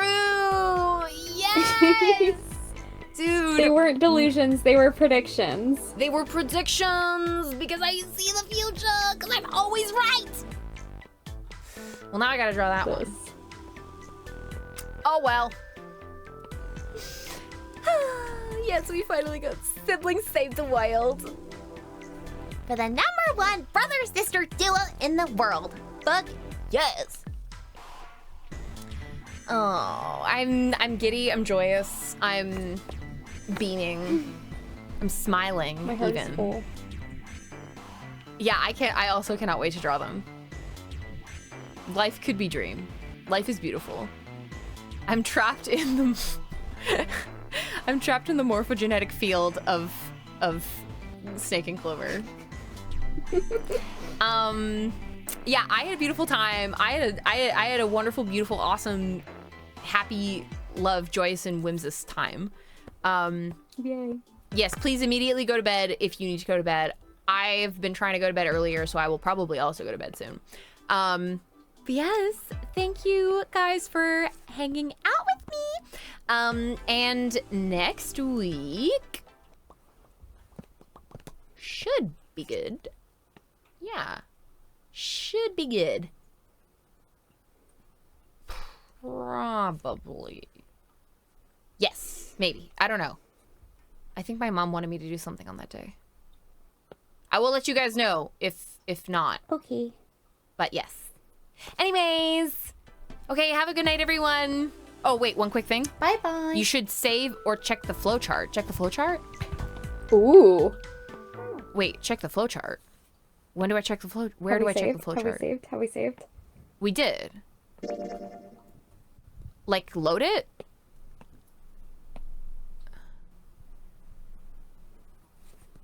Like, load the thing and check the flowchart? Okay, hold on. Can I check the flowchart here? Is that okay? Hang on. No, I haven't. I haven't heard of him. Sorry, Snake. Flow. Whoa! Oh my god. Oh, this is so exciting. Oh! Oh, so I guess we're in true end now. Because this looks like, this is like coffin end or whatever. Oh my gosh! Guys, this is so exciting. Strap your boots in, boys. Oh my gosh, I'm so excited. We are truly in it. Okay. Sorry, let me just... Yeah, sure, whatever. I'll just save it again. Go back to whatever. Okay. Well, how exciting. How beautiful. How joy. Tony's happy fun ride. Tony's happy, smiling, beautiful, fun, whimsical, joyous carousel of wonderful beauty and siblings. Wow, this is awesome. Happy. Yeah. Okay, everybody go sleep joyously. Okay? I will see you next time. Okay, bye-bye! Bye. Bye.